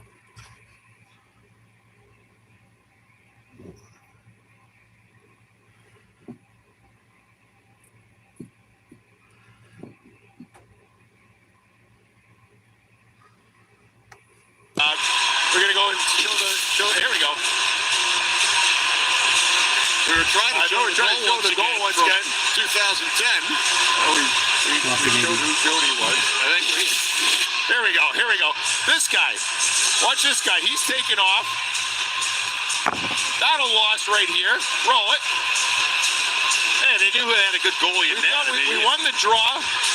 Who was that beat the guy to the puck? I don't know, but I don't know how to do this illustrator like Edzo does, but all I know is that was a prime scoring area and Jody picked. Bruins score. I think it was Pasternak. David Pasternak beats Igor Shesterkin. Ties the game at 1, and Pasternak extends. Wow, right off the his point face-off. streak to 12 games. Well, we talked about him in the open, and, you know, when you're hot, you're hot. And Joe Sacco, when we talked to him before the game, you know, he said Pasternak is one of those guys that when he gets on a roll, the puck seems to find him. Take a shot. Able to retrieve the point shot that went wide, and the puck just stays with Pasternak right in the slot. The initial attempt blocked Wood right to his doorstep, and then quickly he goes backhand, forehand through the screen for Shesterkin, and the hot play continues for Pasternak. Yeah, I love the play by Zacha, though. Inside position to get that puck. And credit Pasternak. He knows where to be. Right outside that dot lane. Kind of a quiet area there. And then he just steps in. He got that Marchand. Bruins tie the game up. Goal of the season. 15 since the new year. Incredible. Most in the league. Nice move by Marchand. Now Lindholm. Bruins hit another one. 2-1. Look what I found. They scored twice in 16 seconds. Lindholm. This looked like it changed direction on the way in. There's no doubt that there's traffic. I think the Rangers goalie fell asleep. He didn't get any action all night long, pretty much. Right away, they get the puck in. They're first on the scene to retrieve the puck. And then watch here as the puck eventually gets to Lindholm. He just quickly fires it towards the net. I think it went off a Ranger play. You can see Shesterkin. He doesn't see it. Let's see if it goes off of Adam Fox. Absolutely. No chance for the Ranger netminder. 2-1 Bruins. Pasternak and Lindholm 16 seconds apart. The Bruins getting a little lucky there. McAvoy shoots in. Shesterkin for DeAndre Miller, and now Johnny Brodzinski. Pasternak extending his point streak to 12 games. Bruins get the puck out. Follows with his 10th goal of the season. Come on, support him. Pasternak right back out. Zacha plays the puck along the boards. Get it out to the point. By Geekie. Back out for Lowry. Off the stick of Geekie. Keep it in. Bruins keep it in. DeAndre Miller comes over. Under 4 to play, second period. Rangers go D to D off the back ice. Shots on goal in the game. Rangers with 12 and the Bruins only 9, but they have scored on their last 2. Off the back wall. I said the back ice. Will Morgan for the Rangers. Here come the Rangers over the blue line. Dump it behind the goal. Bruins gain control. It's a 1-0 game. And then his teammates come back and score twice. And Ollie McAvoy gets up his 400th NHL point on the Pasternak goal. Oh, Bruins make a steal. And then Schneider regains. Pasternak from Zacha and McAvoy. There we go. Move the puck. There you go. And then Lindholm 16 seconds later. Under 3 minutes to go in the period. Trent Frederick. Oh, no penalty there? Off the door there. That's where the Zamboni comes out. Frederick just got it back. Rangers come out of their own end across center ice. Deflected in by Rempe. Making a change. Behind the net by Pete. Bruins come up with the puck. Can't get it out. Sent back along by Will Cooley. And now the Bruins clear. 2.5 remaining, second period. Kenny Albert, Brian Boucher, Jody Shelley. Madison Square Garden. Oh, it might be an icing. Kept into the board. Feature. Bruins beat him to the puck.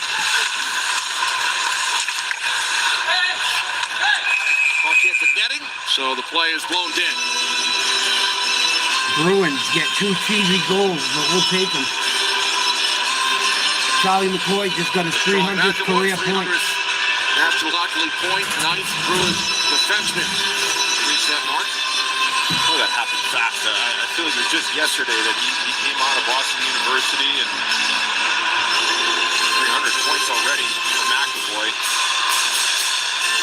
One of those guys, he does it all, right? I mean, he's not just a stay-at-home guy. He wants to get involved offensively. Obviously has a green light to do that, but he plays with fight.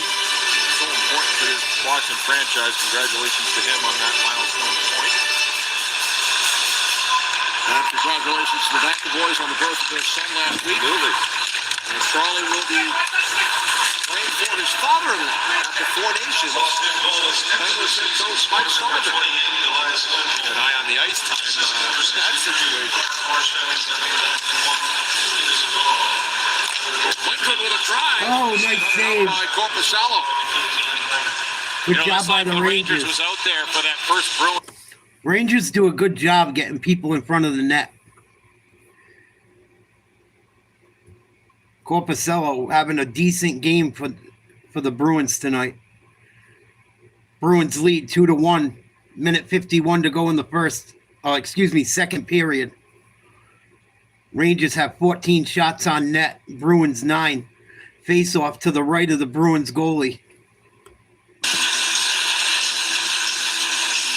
About that turnover by Potter, and they're going to make Miller saved by Corpusalo. I think after that, the message had to have been, hey, let's get the puck in deep here. Let's get it in. Let's get on the Coyle wins the faceoff. First on the puck, and Bruins get it out of their own end. Nothing opportunity, but it's a good dump. Rangers control the puck. They can get to work. So perhaps maybe a situation where a mistake is made, the goaltender bails you out, allows you to kind of the Rangers. Get back to the basics. And can't get it over the blue line. Finally do. Boston controls the puck. Have those moments in games where you get bailed out. It's like, all right, let's get a little sharper. It's going to be icing on Boston. Four nations facing off.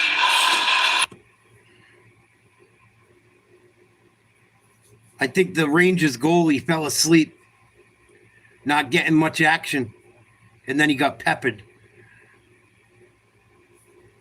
One of the goals, the second goal that put Boston ahead, they did a good job of getting in front of the net and not letting the goalie make a good look at the shot that was coming. 2-1 after 2. Came back, scored 3 in the third. There's Will Borgen, blocked off by Charlie Coyle. Trocheck comes in. Zadorov as well. Battle for the puck continues. And now Peak chases down for the Bruins. Here come the Bruins. Into the Rangers zone. It's Lindholm cutting wide on Lafreniere. Go behind the net. Down to the final minute. Second Lose period. the puck. Lafreniere. Here come the Rangers. Riley Smith, now Trocheck. 2-on-2. They dump it in. Fighting along the boards. Penalty will be assessed. This might be Trocheck for interference. On Marchand. I think the Bruins are going to get a power play here. 47 seconds to go in the second. Going to look here, the initial contact by Lafreniere on Callahan, and then number 16, 2 minutes. Yep. Cross-check to the numbers by Trocheck on Marchand. Trocheck, dirty little second power play of the game, and their first power play yielded no shot attempts. Peter Laviolette, the coach of the Rangers, doesn't look too happy. Put something together here with 40 seconds. That was a stupid play. Left in the second period. Give Boston the power play. Yeah, you got to credit the Bruins. They came out and started this second period with 47 seconds to go in the period. Now an opportunity to get a 2-goal lead late. Bruins win the second face-off. McAvoy to Marchand. Back to McAvoy, one-timer. Does not get through. They get it to Pasternak. Misses the shot. Who lost its stick. Ryder moved the puck around, kept alive by the Bruins. Up the boards and out of the zone. Now Sturkin retrieves his goal stick. McAvoy back to get the puck. 25 seconds remaining. Here's McAvoy. Dumps it into the Rangers zone. Rangers clear it. 10 seconds left in the period. Retrieves down to 10 seconds. Into the Rangers zone. Oh, come on. And the second period comes to an end, so the Bruins will have a minute 13 remaining on their power play. There's Lindholm, who gave Boston the lead. Pasternak scored their first goal after Panarin opened the scoring for the New York Rangers. I don't know how the Bruins are up. is coming up with Liam, Ace, Biz, and Hank. No idea how the Bruins are up. David Pasternak, with his 28th goal of the season, he's wearing a microphone Rangers for us fell asleep for 1 minute, and it cost them.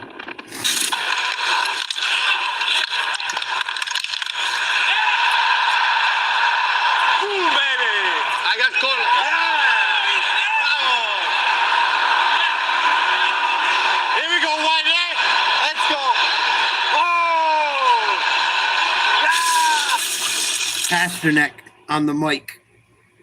When I'm on vacation.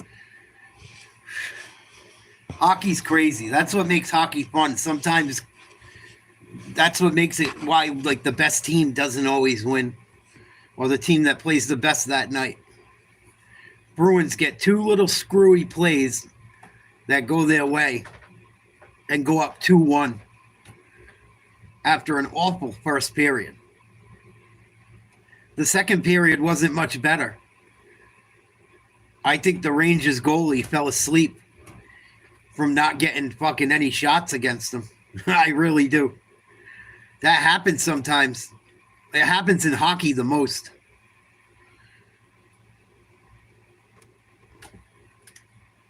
Soccer's a little different because you know guys can score on you from far away because the goal's so big.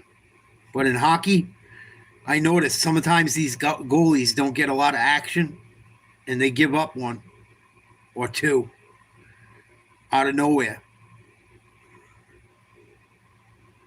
Pasternak's heating up. I think that's 11 straight games with a point.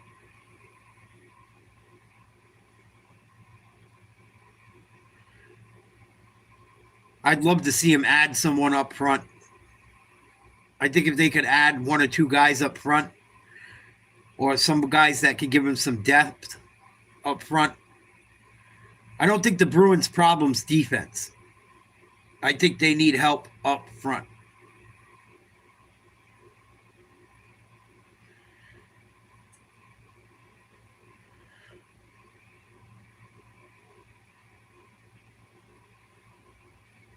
Nine shots in the game, 2 goals. The more you shoot, the better your chances are of scoring. I mean, it's common sense, especially in hockey. Yeah, they got to get some guys that can put the puck in the net and some guys that can bang, that can go chase down pucks in the corners if they have to dump the puck in, like you were saying. I think they need some size. It doesn't even have to be a guy that scores. A guy that can get down in the corners and fucking dig pucks out when they aren't getting rushes.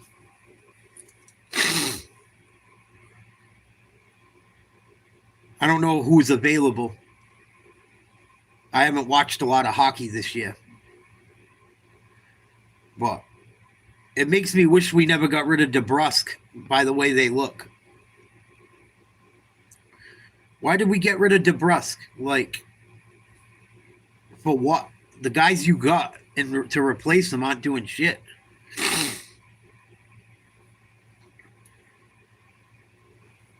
So from the Bruins, you absorb some early punches, then swiftly respond. David Pasternak on fire. He scores. Elias Lindholm would add another 16 seconds later. And the Bruins lead 2-0. How about this for Pasta? 11 goals his last 12 games. Nobody's got as many points or goals as he does in the year 2025. And just like that, the Bruins are up. It's 2-1. Liam, Biz, Ace, and Hank. Listen, they get the 2 goals quickly together. We're going to get to the Discover highlight that you liked, and so did Bush, just the way they kind of started the second period and changed things up a bit. Yeah, we talked about it in the first intermission. Bush and Shelley pointed out they finally got some sustained pressure. Prosher was really the only one who was doing anything in the first period, but they came out very strong. And one other thing, too, 30% in the face-off circle in the first period, 56% in the second period. So that's a big difference. They win a draw, gets back, and I mean, when you're hot, you're hot. And here's right after the ensuing. What about Taylor Hall, too? We had Taylor Hall, if I'm not mistaken, got rid of fucking him. I know you can't pay everyone's contracts, but man, they had some guys I'm sure they could have fucking kept when you look at it. I feel like they need a center. Well, you got to put Charlie Coyle back at center.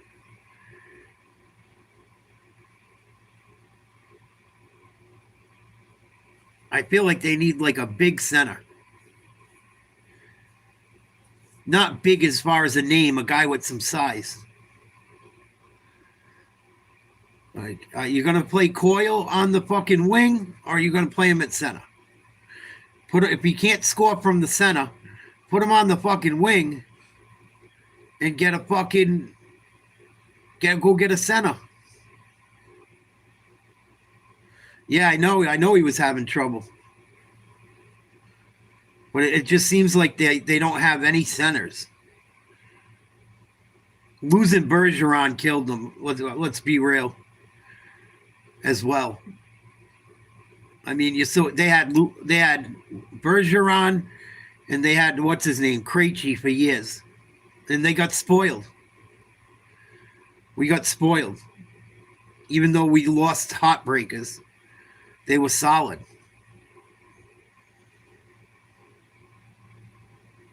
Yeah, that's what it seems like.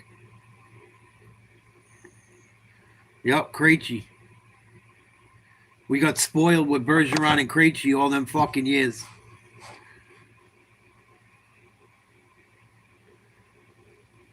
I would even say, who do you got down in Providence? Try something. But I don't think there are problems on the defensive end. I think their issue is offensively.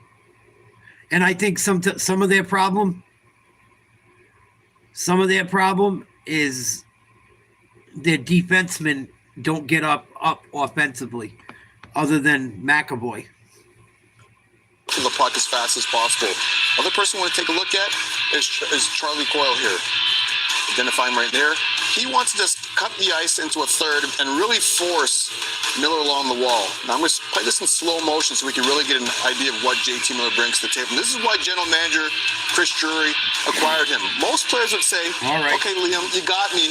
I'm just going to let you guys take me out, and I'm going to give up on the play. Not JT Miller, because he turns into Air Miller, gets a little bit of hang time, jumps by Charlie Coyle. Now he's on the forecheck. He's on the hunt.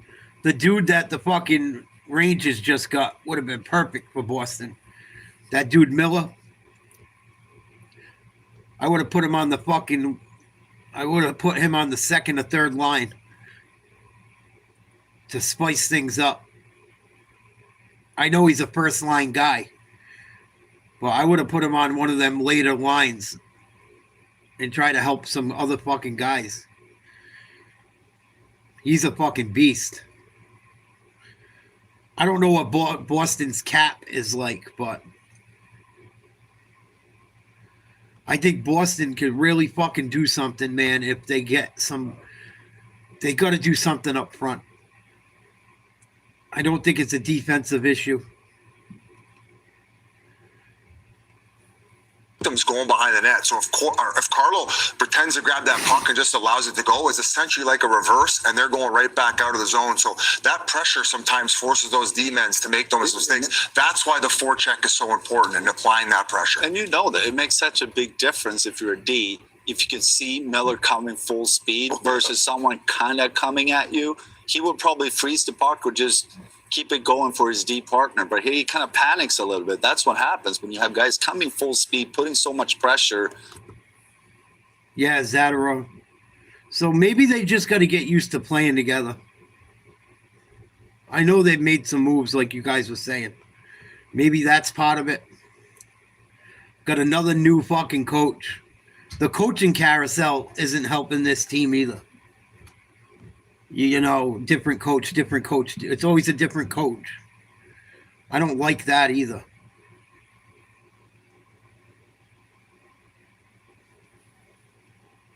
The little finesse guys, you got a little extra time because you know he's not going to, run you through the glass. So JT Miller's out there. Just his presence alone forces defensemen to move that puck really quickly. Made something out of nothing there, but the Boston Bruins responded. They get those 2 goals in 16 seconds. Oh, the point. Yeah. That means you're doing a good job. If you get the Panarin point, you're doing all right. 2-1, Bruins lead the Rangers second intermission.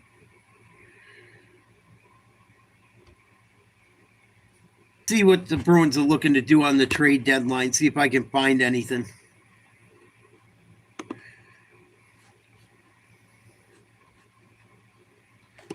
Saying they should shop Brezio.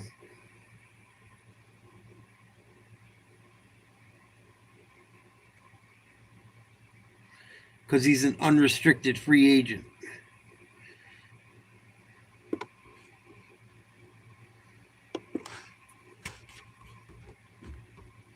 They're talking about getting rid of fucking Marchand. If you're trying to make a playoff run, I don't think that's the guy you get rid of. I think if the Bruins win a couple more games and get back in this hunt, they're still in the hunt either way, but if they win tonight and win a couple more games or a bunch of games out of like a 10-game stretch, 5-game stretch, they're going to make some fucking moves. If they start to play well, they'll be more enticed to make a move.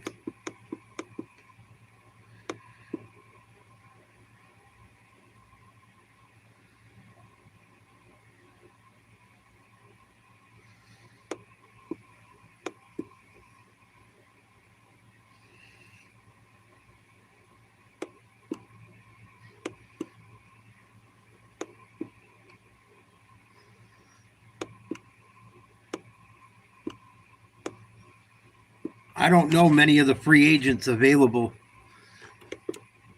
It doesn't look like there's much from what I'm looking at. Or like, guys that are going to be worth trading for.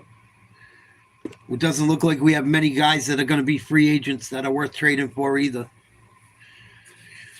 Yeah, if they win a couple games, they're going to be more likely to do something.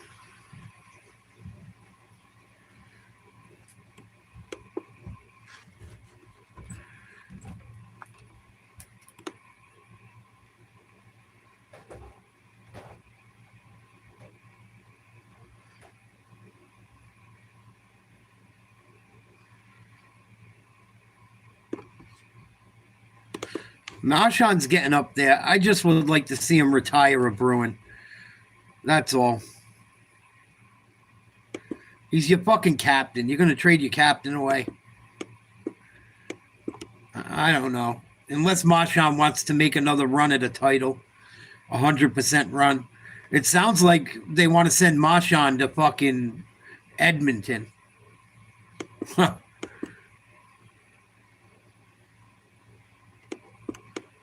And it makes sense for both teams when you look at the cap.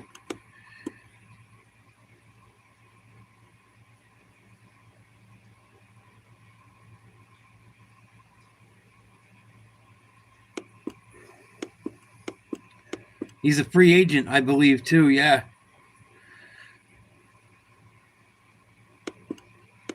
It's tough. Do you let go of the Marchand era and get something for him and throw the season away?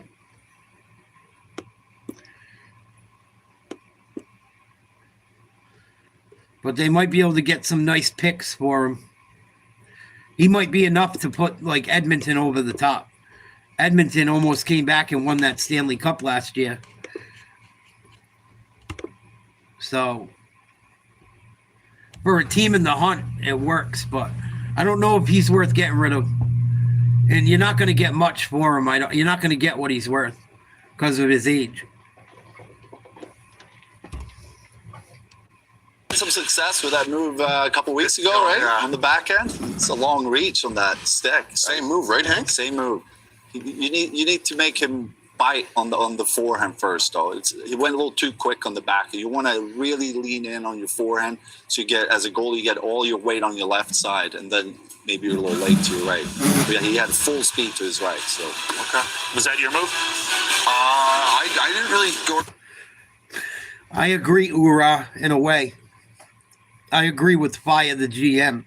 I think Don Sweeney has fucking destroyed this team. We were in a much better place when he took over than where we are now. Like, he just fucking moves so many guys and then he don't resign them. I don't get it.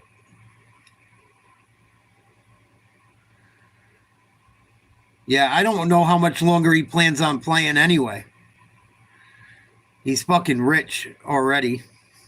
He's won a cup. He's taken a beating. He's a little guy that is always in some type of shit. When they lose Marchand, they're going to lose their entire identity. What's left of it.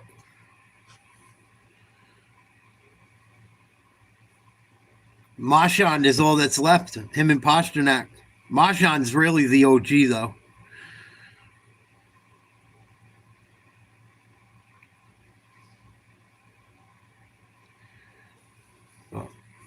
That's why it hurts, because the Bruins should have had more championships for the people they had. Falling short against the Wings and the fucking Blues hurts. Those were some really good teams. Yeah, he's starting to get up there, but he hasn't been there as long as Marshy. Marshy's been there since fucking 2011, 2010. Marshy actually emerged the year they won the cup. They were thinking about getting rid of him too.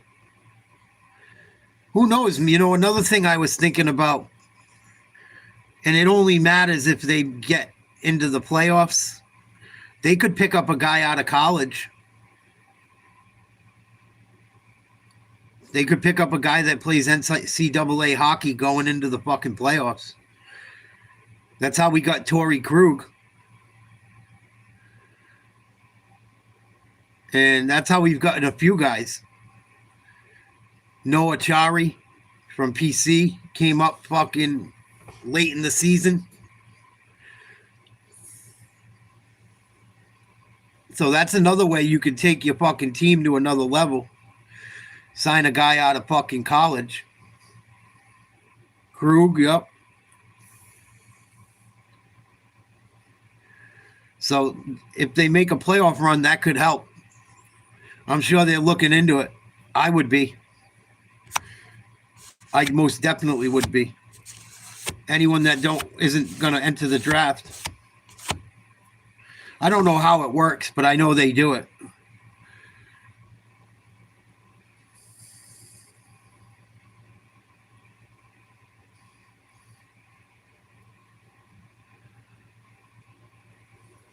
On TNT is brought to you by Straight Talk. I can't believe the Bruins are winning. They've been outplayed all night long. And their goalie has kind of kept them in it to a degree.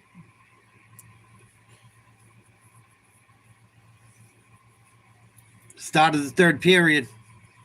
128th goal of the season. Bruins begin the third period on a power play. Point 12 straight games for the man they call Pasternak. Yeah, and when you're hot. Pasternak has 25 points in his last 12 games. That's nuts. Nuts. Yeah, I think the goalie fell asleep, Justin. That's like you said, you got to take shots, take shots. Sometimes in hockey, though, you don't take shots, the goalie falls asleep. I notice it in hockey a lot. Here we go, start of the third, 2-1 Boston. All skaters on either side with 4. How about that? Including a breakaway. Key moment there for Jonas Korpisalo. Certainly was. Made a big save just prior to that. Would have extended the lead to 2-0 for the Rangers, and then the Bruins, not that long after, scored their couple of goals. Here comes Pasternak, 25 seconds remaining on the power play. Sam Carrick, who celebrated a birthday yesterday, clears the puck into the Bruins zone. Boston with one shot during this. He's going to play the puck. Now it's Pete. Puck sent along by Zadorov. Sturkin off the shoulder of Geeky. Knocked the head onto the stick of Carrick, and now Fox as the penalty expires. And the Bruins now 0 for 2. Another power play, no goal. It remains a 2-1 game. Puck worked free by Trocheck. And now Zadorov has it from behind the Bruins net. Clears the zone. Here we go. The stick of Fox picked up by Geeky. Geeky in with a shot. Come on, Coyle. Got a piece of that attempt. Charlie Coyle. Nice, shoot it. Out in front. And Beecher unable to get Wasn't the puck ready through. for it. Here comes Panarin. Panarin chasing in the corner. Kept alive by Lindgren. Good job, McAvoy. Now Lowry settles it down. Charlie McAvoy. Puck out of play with exactly 2 minutes gone here in the third. Well, let's listen to some of the talk that David Pastrnak had on the goal that they scored. Listen to it before the face-off. I think we're going to just shoot it because Trocheck is right, the centerman, you know. Trocheck is a right-handed centerman, which means he has to win it to the middle of the ice. They switch McAvoy and Lohrei so that McAvoy's in his one-timer. Zach is able to win the draw back, and because they talked about shooting it right away, McAvoy quickly gets it towards the net. Zaka wins the puck battle and then eventually gets it to Pastrnak for the goal. So good communication from Pastrnak to get everybody on the same page prior to the face-off and making it count. Good stuff there by David Pastrnak. Hey. And when you're on the same page, you're right. Everyone's Boston got lucky right there. inside position. Come out of the attack with the puck, dump it into the Rangers' end. Amazing how he processes the game, right? Left-handed shot. Frederick It's a left-handed battling. centerman, right, Jody? Rangers come up with He it. could draw back to his own corner, and that would kill the play. But they thought that because Rangers come into the Bruins' end. there's a chance that he could lose it, and that would open up that play. Dump the puck in back of the Bruins' net, back around the boards. Now Panarin with the puck for the Rangers. Down low, Zibanejad. Oh, nice save. By Korpisalo.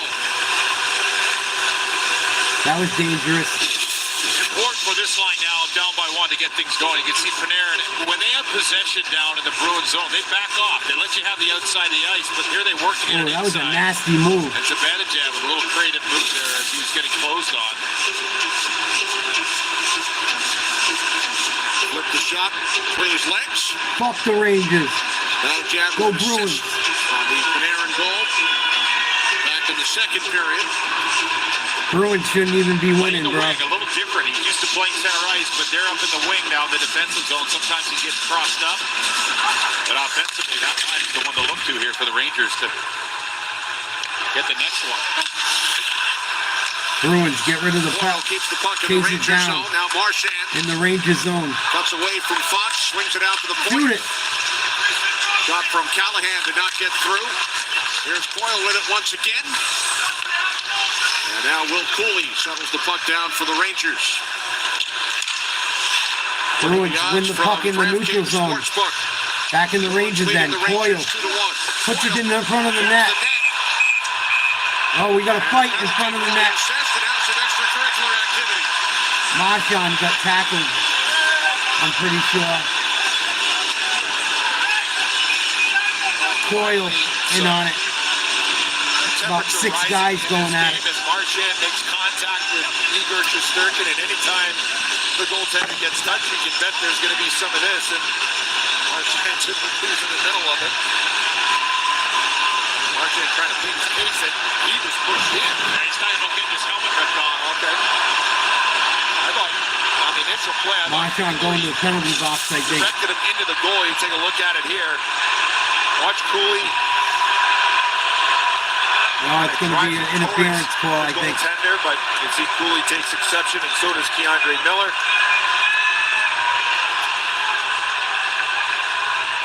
I don't think Marchand meant it. Himself. Then he just got out of the way, but it is Brad Marchand. I mean, he's accidentally on purpose. Yeah. You can see the lines or the arm rise right away on the referee, Kelly Sutherland. Looks like that will be the only penalty. Marchand going to the fucking penalty box. Number 63, 2 minutes for roughing on the goaltender.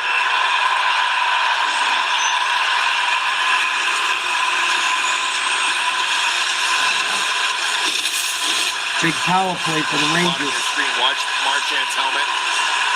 See, is that Miller that rips it off? I think so, yeah. So the rule is supposed to be if you take someone's helmet off, but I believe it's more during play, not in a scrum. I don't know that you would call it in a scrum. And plus, with the pile up there, I don't know how you'd even see it. Big moment here for the Rangers, though. Their third power play, 0 for 2 with 1 shot. Marchand in the box for roughing. 3:25 of the third period. Rangers with 7 power play goals in their last 20 opportunities. Bruins bottom third of the league on the penalty kill. Miller's going to try to win this on his forehand as Zibanejad usually takes it on the right side. Smart play there by Zaka to just win it forward hard. Bruins dump the puck out of the zone right away. Fox starts up ice. Sends the puck back. Now Panarin for Miller. Bottled up by Carlo, who clears. Come up, Pam. Rangers with the extra attacker. 4 minutes in, third period, trailing by a goal. Panarin to a streaking Zibanejad. Wrists the puck around. Kreider waiting. Now Oh, this is trouble. off the stick of Zibanejad. Kept alive by Panarin for Fox. There we go. Now Kreider. Kreider back out. Fox with it. Now Panarin missing it in. Puck comes out of the zone. Rangers reset. Zaka will head to the bench. Bruins again Good clear. clear by the Bruins. 1 minute remaining on the Marchand penalty. Big power play. All the goals in the second period. First Panarin. Then Pasternak and Lindholm 16 seconds apart for Boston. DeAndre Miller. Back to Alexis Lafreniere. 40 seconds on the penalty clock. Puck kept in the zone by Trocheck. There's Lafreniere. Now Riley Smith. DeAndre Miller. Good puck movement by the Rangers. Sliding to his left. Onto the stick of Lafreniere. They swing it back to the Miller. right. And then across for a shot by Trocheck. Loose puck in front. Nice save. Lafreniere couldn't knock it out of the air. Penalty time winding down. Here's DeAndre Miller once again. Johnny Brodzinski. 5 seconds to go on the penalty. Brodzinski with a shot. Another nice save. Brodzinski to the puck again. That's DeAndre Miller's shot. Hey! Trocheck, redirect. Ties the game at 2. Good puck movement. Rangers tie it up. Oh, it's the second unit that gets the job done for the New York Rangers on the power play. Knew it was going to come. Top unit not able to get anything going. It's not a power play goal as it expired, but it was the second unit that was out there. And eventually they retrieve pucks, and Andre Miller with a real Nice tip in. play to get by the shot block. Nice up top, wrist shot. Shooting for the far post. Nice It's tip a in. difficult play for the goaltender to read, Jody, because you're so focused on Look what I the point found. man that has Think. the puck. If you don't read that there's a guy off to the back door and you're a little too aggressive, it certainly can hurt you. Marchand's Trocheck pissed. able to chip that one home as Marchand has a mouthful for the This is a big game for both teams in their Trocheck timed it playoff perfectly. run. Lots of pat on the helmet here for Brodzinski on that play to get the puck back, get some composure, and get it to the middle of the ice again. 2-2. That play. 14-20 This left. crowd is back in it here, and Brad Marchand, you're Oh, right, come he's on, livid that Pasta. that was even called, let alone not evened up for the Boston Bruins. So will not go in the books as a power play goal, but it basically was. Marchand was not yet back in the play. There you go. Pass the puck. After the penalty expired. Look up. DeAndre Miller and There you go. with the assist. Trocheck. Come on. Go to the net. Brett Frederick. Back out to McAvoy. McAvoy. Sending it back out. Dang. Shot block. Puck comes up the boards to Kiki. And now Lola with a shot. That one blocked. Good hustle past the net. Pasternak tried to get it out in front. Knocked down by Kreider. Pasternak with it again. Oh, missed the beauty. Oh, he just missed the open Oh. corner. Wide open from my vantage point. And just Beautiful outside one that time. It post. just missed for Boston. Where's your number, Jody? Yeah, where's it? Well, Son of a Bruins bitch. bench just erupted as they all saw what I saw. Boston keeps it in. Now Lowry in behind the net for Kepke. Tackled off by DeAndre Miller. Jack Jones Rangers lifts the puck dump ahead. the puck in the mid-ice. They go out of bounds. In the Bruins bench. 7 Ooh. minutes gone, third period. Man, Goal Bruins number 16 for number just missed the 16. goal. Trocheck ties the game. 2 apiece. fucking bad luck on the power play. Could tell they were in trouble. The Rangers were moving the puck well. They were moving the puck well. Finally get a good look at a shot. Nice tip in by the forward as the power play ended. 2-2. A little over halfway to go in the third period. Both teams fighting for their playoff lives. Let's check out our poll question. Will the Bruins make the playoffs? 62% of poll takers say yes. 38% say no. I looked online. There was one publication, I can't remember who it was, said that they have about a 30% chance of getting in the playoffs right now. They have the lowest percentage of anyone in the top 9 teams to make the playoffs. They lose the tiebreaker right now to the Senators because the Senators have a better head-to-head record.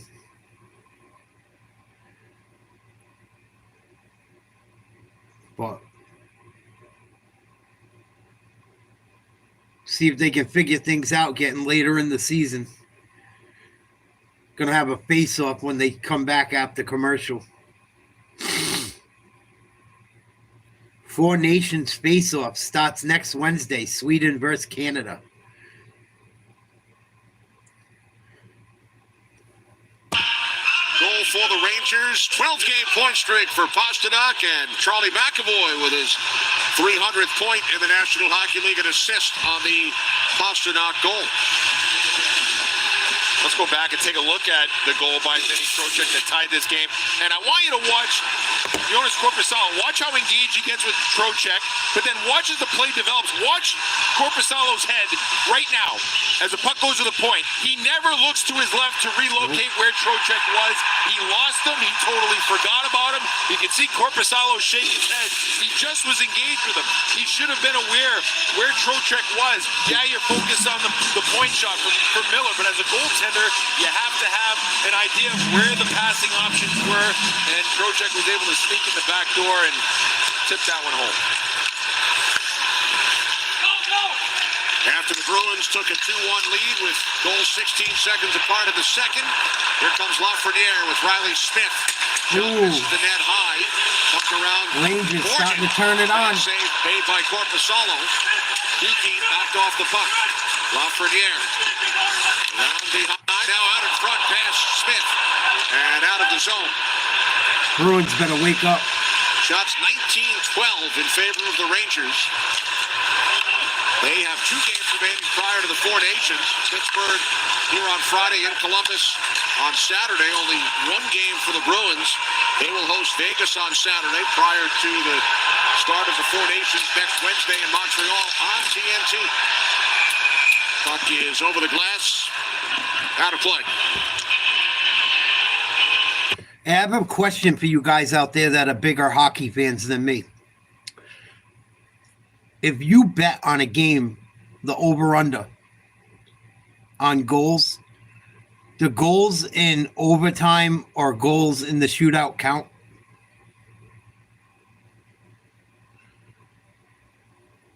I always wondered that. I've never bet really on hockey other than prop bets with players scoring. Tied at 2. We approach 12 minutes on the clock. JT Miller in on the forecheck. Puck is played by Peak. Now Coyle and JT Miller come together. Miller takes it away from Lindholm. And now it's Lindgren for the Rangers. Panarin into the Bruins. Someone going to stop him, or are you going to let him go right to the goal? Back out for Lindgren. Lindgren dropping it off. Shot by Brodzinski. That's blocked by Coyle. Nice job by Charlie. Comes out into the neutralized area. Lindgren sends it back along, but the Rangers offside. Christ, you let the guy come right in the fucking blue zone. Right over the blue line. Untouched. Dancing with the puck. 11:34 to go. Surprised he didn't let one fly. Now our SAP Coaching Insights app, since the start of the new year, Pasternak most goals, most points in the entire National Hockey League. Imagine if he didn't catch fire. I mean, Bruins would be in worse shape than they are, but his strong play offensively has gotten the offensive numbers to tick in the right direction. And the Bruins right in the thick of it as far as being in the playoff picture. Gonna have an Tied ice in points with Tampa Bay for that final face-off coming up in the Boston end. Rangers 6 points behind. You have 9 teams separated by 8 points. Incredible.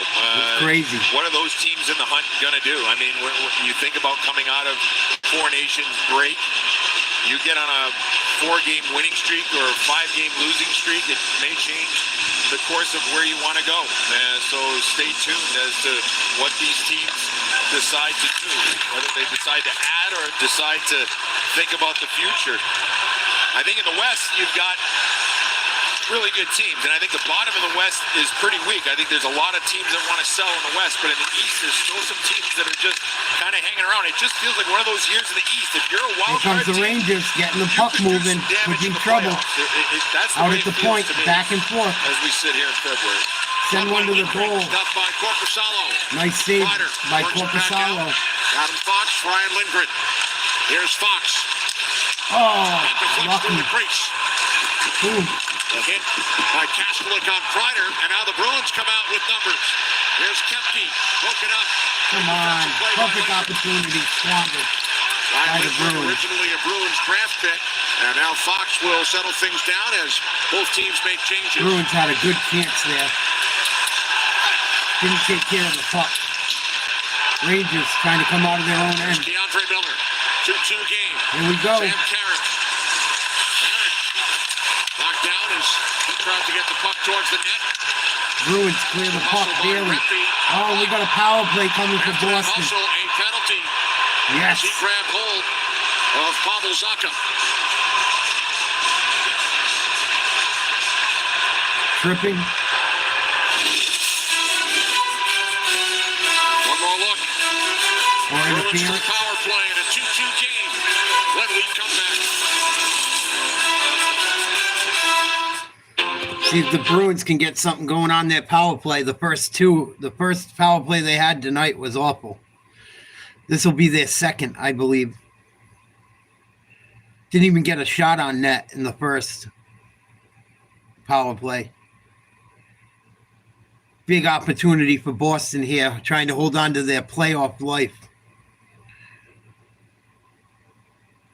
Oh, you're a Canadiens fan? Ugh. Yuck.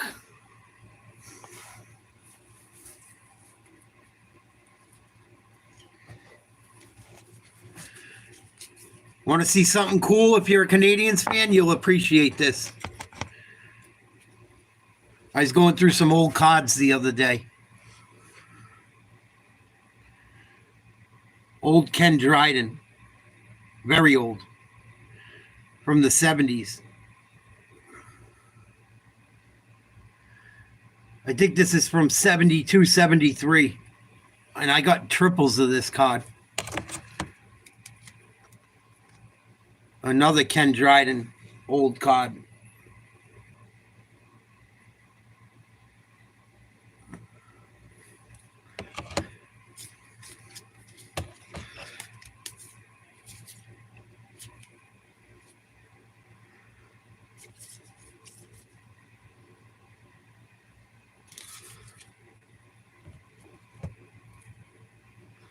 I think I'm going to send this card in to get graded soon.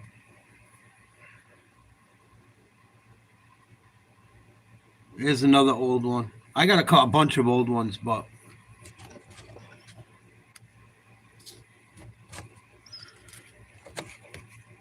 another old one. Bobby Orr, Johnny Busick, Phil Esposito. My uncle gave me some of his old cards when I was a kid. I'm going to send this one in too, an old Phil Esposito. I don't know if they're worth anything, but worth checking out. Worth checking out anyway. I'm sure it's got to be worth fucking 30, 40 bucks minimum. I'm sure. It got to be worth something. It's fucking old. Well, here's Marchand.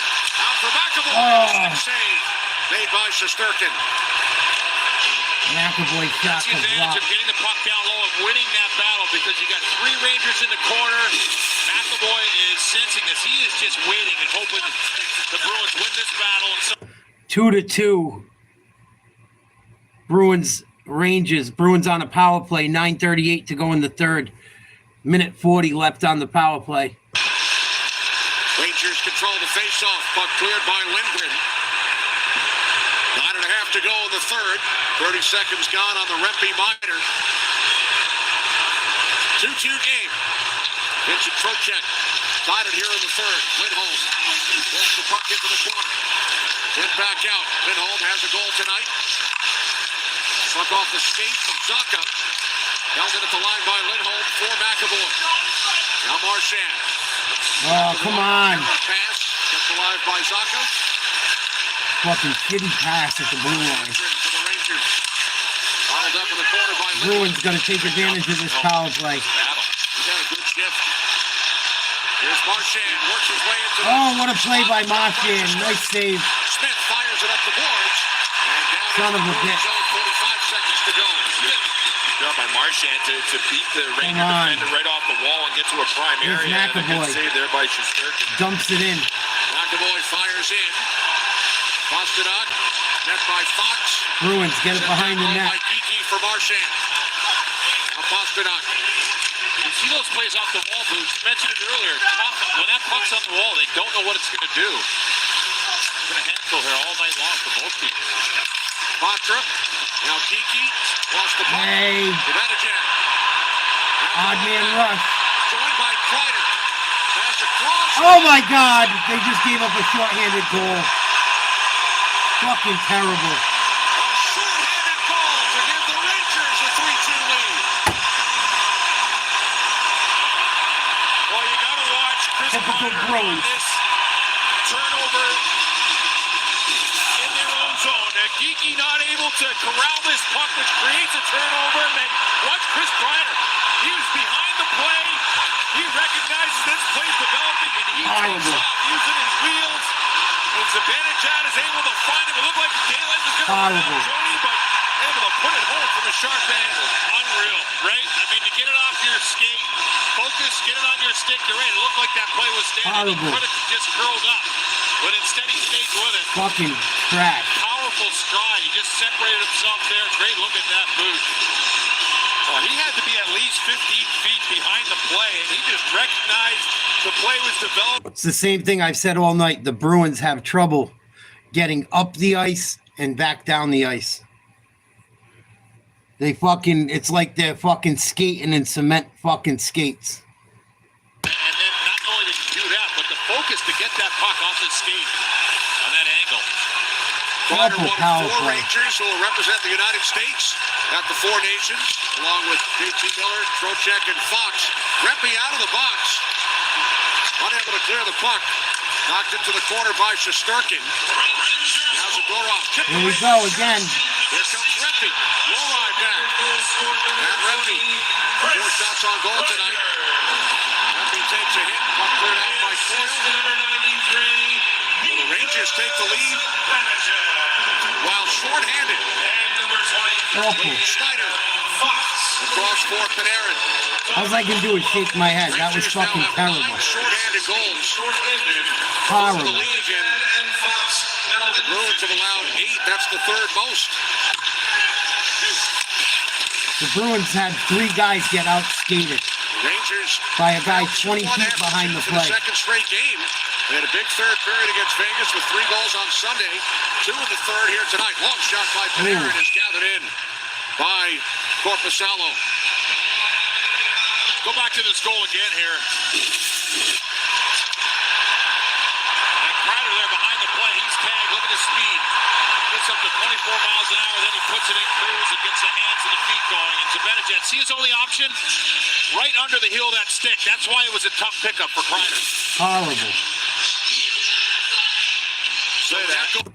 Fucking terrible.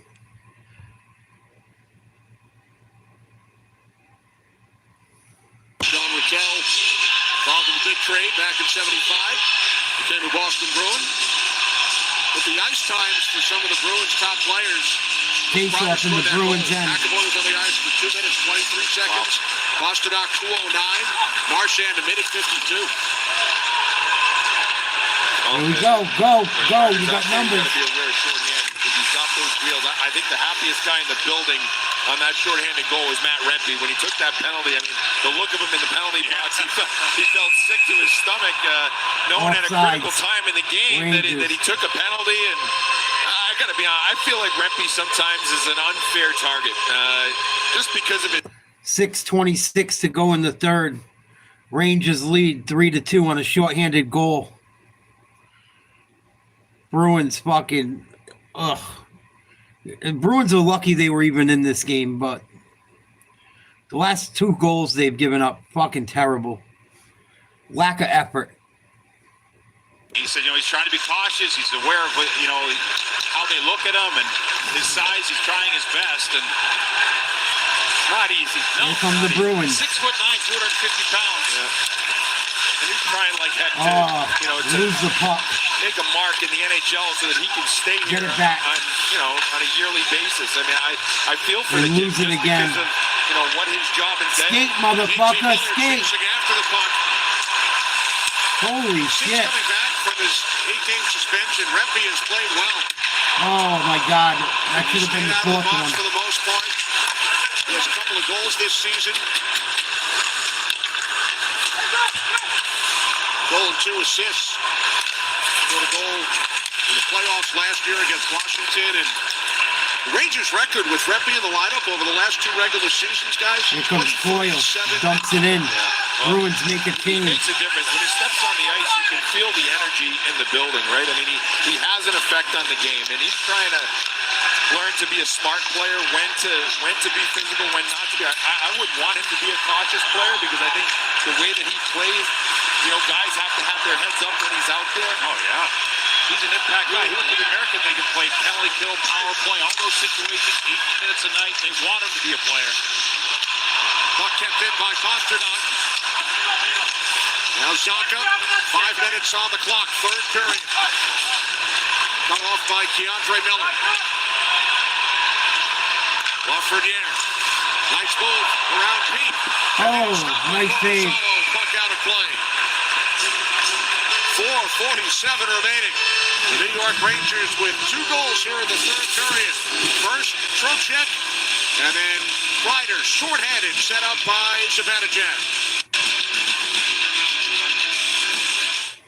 Are you having any fun? I don't understand either why the Bruins didn't play their starting goaltender tonight.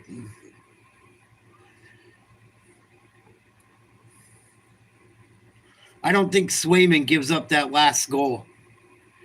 Pasillo was all out of position. I don't know. I don't know why they gave him the night off. He hasn't played that as much this year because he was in a contract talk. He missed like 10 games waiting for you guys to sign him. Play the motherfucker.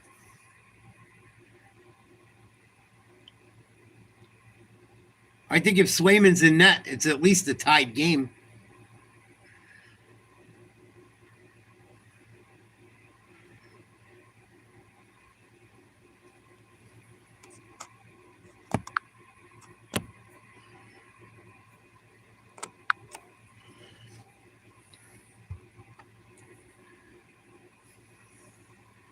I know, Cannon. Both teams got off to a bad start in the first period. Bruins looked horrible. Then they fucking got lucky with 2 goals and were holding their own, starting to wake up. They looked all right. And then they went right back to dog shit.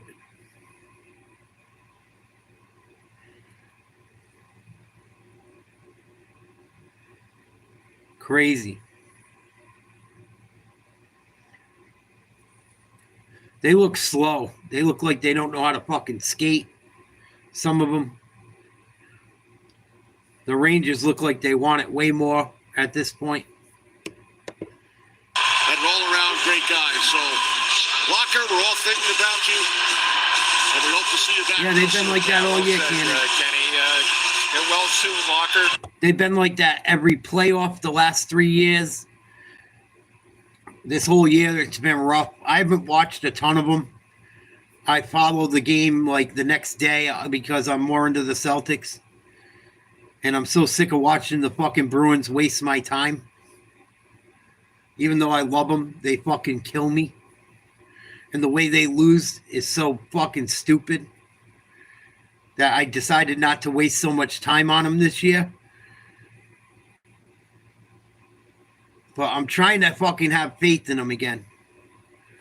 I'm trying to be a fucking fan and support them. But it's tough.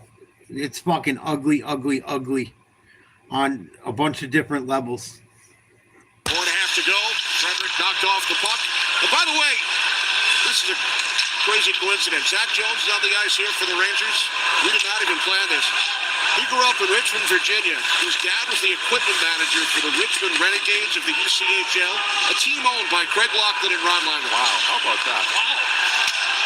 Played against the Richmond Renegades.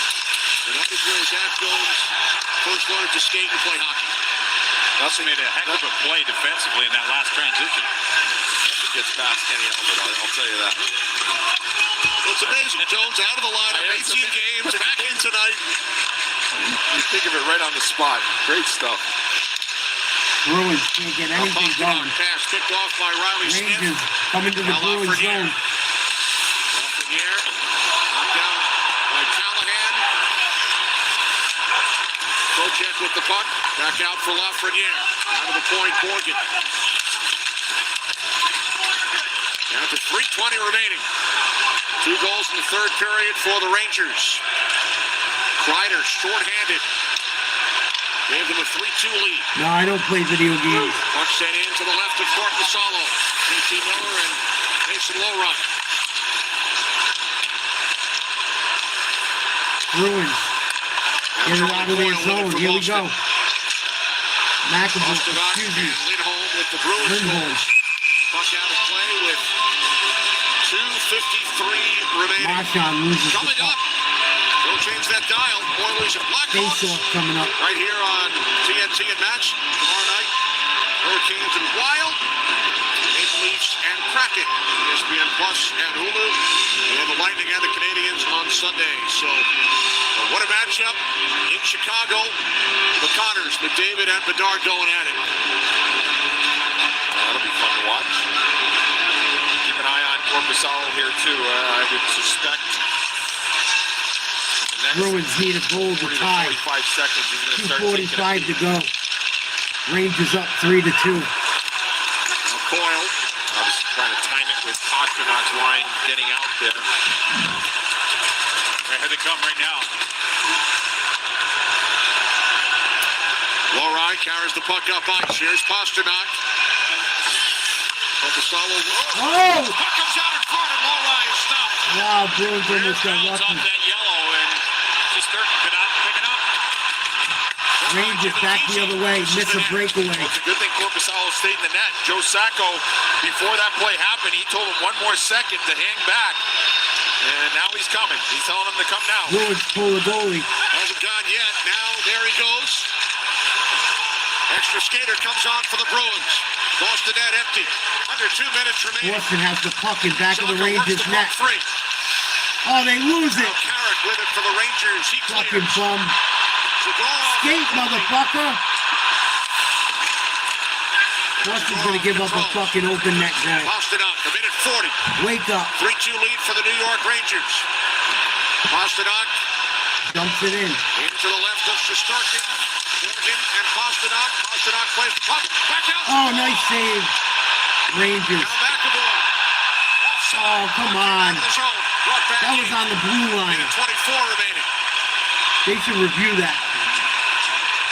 Those dicey moments for Igor Shesterkin. But this one, I believe, gets to the net. Oh, yeah, what a save by Nice right Shesterkin. kick save. The one-timer by Zadorov. This was the play earlier. The dump in by Pasternak dumped one in, went in Pasternak between off the his wall. legs into the crease. It was a knuckler, and Shesterkin was trying to get out and glove it, but Bruins it kind couldn't of back it handed into the net. to the left, and it got away from him, and then the bounce off the wall. Unfortunately, he didn't pick it back in. He was able to kind of Minute dance 24 around to it go. and make the 3-2 save. Rangers. Boston takes their time out. I can see Igor there gently Please just like, trying share, to stay out of the way of subscribe. that puck. And I think Pasternak was just looking for an offensive zone face-off there. And it turned into a bit of confusion. Boston's going to give this one away. Boston's drawing up this play.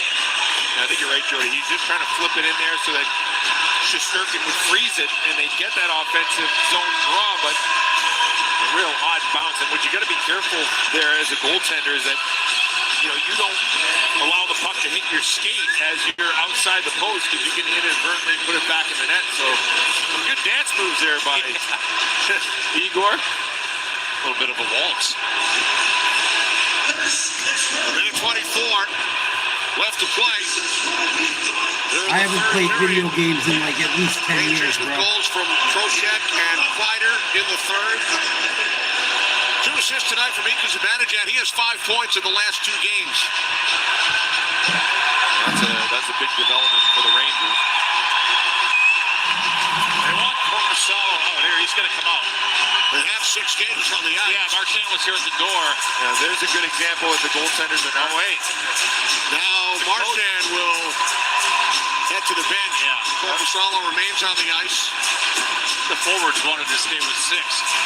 Somebody wasn't paying attention during that meeting there. I think Brad Marchand was in the middle of that. Zaka wins the faceoff. Back to McAvoy. Shoots in. There goes Korpisalo. Fox with the puck. Up the boards. And the Rangers clear. Uh-oh. McAvoy and Kreider. Kreider in on the forecheck. Down to a minute 5. Here comes McAvoy. Boston Bruins pulled their trailing goalie by the again. goal. Flips the puck around. Comes to the left point, low rise. 6 skaters on the ice for Boston. Now Pasternak with it. Cuts behind the net. Stuff attempt. And the Rangers unable to clear. Kept in by McAvoy. 45 seconds. Shoot the puck. Lowry with it to the far side. Pasternak down low for Lindholm. Ryan Lindgren over for the Rangers. Moves the puck ahead. Comes to McAvoy. Someone got to shoot. Come on. Remaining in regulation. Pasternak. Cross ice. Hey. Lindgren shoots for the empty net wide. And this will be an icing. Fucking shoot the puck. 22 and 3/10 seconds remaining. Well, good save here by Shesterkin. Pasternak, short side's not there, hangs onto it, decides to go for the jam. You're down play. with a minute to go. You got to shoot the puck. Shesterkin, and then this last one, watch Trocheck. Sees Pasternak bobbles it, and he jumps him. And then when he jumps him, that forces Pasternak to make a whole play, and right in the hands of Lindgren, and then he ices it. So 22 seconds to go. Boston down 1. Empty net. Bruins on the ice.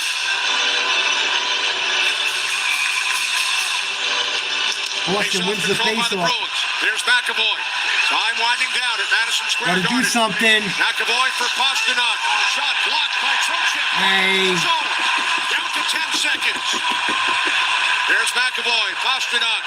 7 seconds. Marchand, long shot. Blocked by Trocheck. Lindgren up the boards. Comes to McAvoy. He shoots. Missed the net. That will do it. The New York Rangers with their second straight third period comeback after trailing. Heading into the third, Chris Kreider with the game winner shorthanded. And the Rangers win their second straight and the Bruins 2-game win streak. An impressive win for the Rangers. They stuck with it. They get the shorthanded goal, which is a game winner by Chris Kreider. That's why I don't watch him, Cannon. That's why I don't watch him. I hate to be like that. Every fucking year. Every fucking year, same old shit. They go to 56 points in the standings, 4 behind the Bruins. Similar script as Sunday night. They trailed Vegas 2-1. Well, that one 4-2. They trailed this game 2-1 heading into the third, and they win it 3-2. Thanks to our producer, Kevin Brown. Happy birthday to our director, John Tackett. For Brian Boucher and Jody Shelley. I'm Kenny Albert. Coming up after the break, Liam and the gang, and then the Oilers and the Blackhawks in Chicago. At FanDuel. Bruins lose 3-2. Blow a 2-1 lead. A game they played like shit that they could have won. They give up late. On a fucking power play, they give up a shorthanded goal. Unfucking believable. Typical Bruins, right? As a Bruins fan, right? That's kind of what we used to. Whether it's fucking in the playoffs, the Stanley Cup, or the regular season this year. Kind of what we're fucking used to. And it's kind of gotten old. Fucking awful. Awful. At the end, they had the fucking puck in the Rangers zone for almost the final 2 minutes. Took one shot. Shoot the fucking puck, guys. You're down by a goal. What are you doing? You got an extra man on. What the fuck? Awful. Oh. It's like cruel and unusual punishment watching the fucking Bruins. It really is.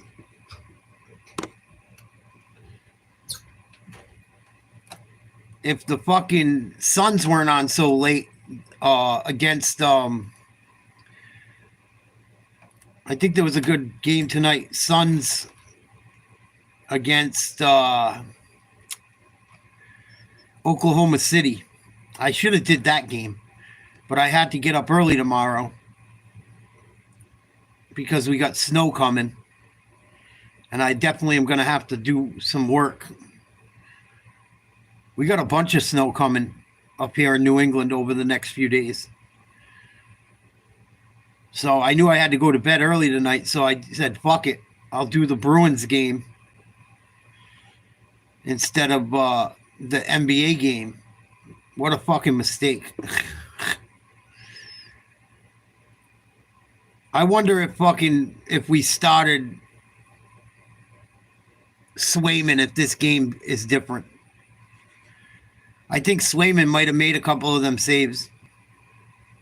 The kid didn't play horrible, but what the fuck? You got Swayman, play him. He missed 10 games because he fucking didn't sign a contract to start the year. It's not like he's played every single game all year long. What the fuck are we doing? And you watch them guys skate. I know they played last night. But man, the Bruins have some slow fucking players. Especially the defensemen trying to get back when they gave up that fucking shorthanded goal and the other goal to tie it. It's fucking terrible. They look like they're fucking running against guys on ice skates. I don't know, man. I don't know if they're a playoff team the way they look. They were lucky to even have a fucking goal in this game the way they played. They got kind of two cheap ones. Let's keep it real. Wasn't like their goals were nice looking or came from skill. Which it doesn't, that really don't matter, but like, what the fuck are we doing? I know defensemen aren't always the fastest guys, but you got to be able to get back. What the fuck? You're on a power play. You get outskated by a guy 20 feet behind the play. They showed it on the clip. The guy that scored the fucking goal on the shorthander skated past everyone on the Bruins fucking team to score. I don't know, man. If they make the playoffs, they'll be fucking out in 4 or 5 games, I think. Unless they figure it out. I know they've made a lot of trades. I know they call guys up. Some of you guys said.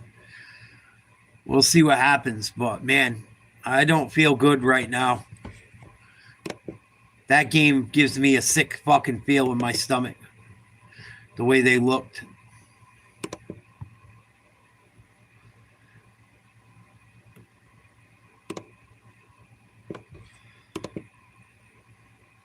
Let's see what some podcasters that are Bruins fans have to say for a couple minutes.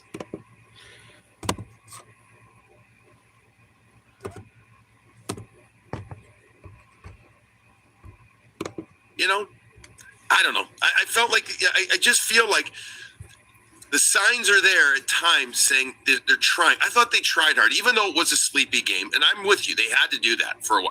It was not rope-a-dope, but you know what? They got through it. They got their legs going. They found it. They found rhythm in that second period. But they have to work. Razor, they got to work so hard to score. So hard to score right now. The margin for error is minimal. And I think that's the thing. And I think the margin for error for them as well, making the playoffs with literally every single point they don't get becomes harder and harder. I mean, to me, this has got to be at least a 625, 650 win percent team down the stretch of the season, I think, if they're going to get in. Yeah, well, yeah, like 50, yeah. But that's, someone's going to do it. Someone's going to do it. Okay. I don't think it's going to be Columbus. That's cool. They stunk tonight. I'm not, They stunk it up tonight, hockey kid. They played like cocky. Giving up shorthanded goals. Terrible. And you'd hear some of these guys, I wonder if they watch the game. These guys do the podcast and talk everything Bruins. One of the podcasters says, oh, they played well in the second period. No, they didn't. They got 2 cheap goals. They got 2 cheap goals. They look like shit tonight. 666 in their last 3. How about that? So, there's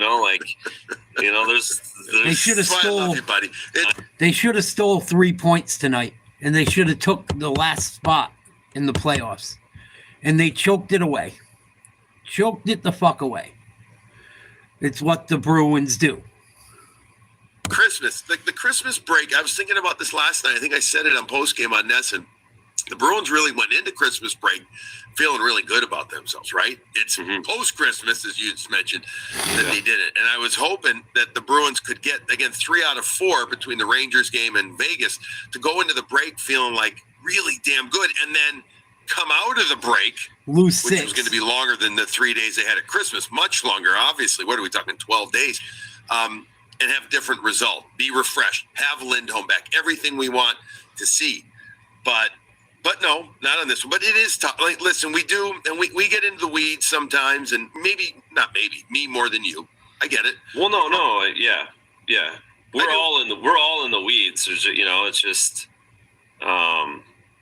geez, I'm just pulling up the schedule because I realize 1, 2, 3, 4. Like, there's 7 games. 7, like everyone clamoring for the deadline, right? There's 7 games. That's a lot of points after this break to the deadline. Yeah. That's like really where you're going to know, like how they come out of this break in those 7 games. I was thinking, I'd been continually thinking that it was 3 or 4. This 7 games. So again, to the point of, okay, win Saturday, right? Find a way, get 2 points Saturday, and then go away and come back and rattle wins off. There's 7 games before the deadline. So I know we're going to touch on Don talking tonight, but like it's still really hard for him to know which way to go when you're looking at 8 games. If the Bruins are going to make moves, they got to make them soon. 7 games to the trade deadline, but still. If they won tonight, it would have been big. They got to win this weekend or else Don Sweeney's going to get rid of Marchand. You watch. I will be shocked if they keep Marchand. If they're not in like really good shape with a shot to make the playoffs by the time they go on the break for this stupid ass tournament coming up. I am not confident with this Bruins team whatsoever, what I seen tonight. I know it was 2 games in 2 nights. That does mean something. That does matter. Because in the playoffs, you don't play back-to-back. But they have trouble scoring. And they have trouble getting back on defense.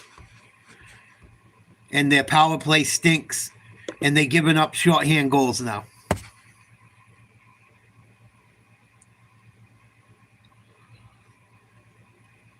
Yeah, they've been like that all year long, Cannon. They'll win 3 or 4 in a row, then lose 3 in a row. They go on a run, then they lose 6 in a row. They've had like, I think 3 different times or 4 different times this year where they've lost 3 games in a row or more. They go on like horrible runs. And that's probably the mark of not a team that's very good, right? If you can't beat anyone over a 6-game stretch, fuck. Blown, you only have Rantanen rental, right. Like a guy who maybe this guy will fit into our lineup. Maybe we could sign him, but we'll at least, he at least fills the spot. I don't know who they just can lost get from to make him getting better. rid of this guy. Like that kind of business deal. That's how I see it as well. Don Sweeney has put us in the position we're Sweeney, in. So we might as well just get to it. So do you even want to make him moves? On the TNT show, talking there. I mean, he talked primarily, about 4 nations. I mean, that's what it was. Was there 1 or 2 questions? Well, I'm sure that was part of the agreement, right? I would think so. But yet, we're so close to it. We kind of, again, we just talked about what we think they are going to do, no matter what. So didn't really learn anything more there. I mean, when it's all said and done, this team, again, I don't even know how much of a decision they're going to make for them. I guess I've brought up if they go 500 or like 6-1-1, if they go 2-6, they may even sell more. They may even sell more than there. So I guess this team will tell him. But again, I don't think there's that big of a decision left anymore, Razor. I think it's more or less kind of down the middle, little hedge here or there, little trim off the top, so to speak. That's about it. Yeah, exactly. And the cap's going up, and we'll get to the summer and do more business. But yeah, and the reality is, and it's probably going to look pretty similar to that around the entire league. The couple of big deals happened. I don't think that's a precursor. I think that's getting those ones got out of the way a little bit earlier than everyone else. I can imagine. So I was all prepared, I guess, wishful thinking to talk about, and I was kind of surprised that I was going to be talking about the importance of a save made on Matt Rempe on a breakaway right. as the key moment the Rempire of the game. And then it just turned and I mean, it ends up being, I mean, the power play looked awful again tonight. It just did. The entries in the first period, they were too slow. And they were actually pretty damn good against Minnesota. Now, Minnesota had the 24th or 25th. They couldn't even gain the zone in the power play. They couldn't even get anything fucking going. They lose the puck every time they shoot it in.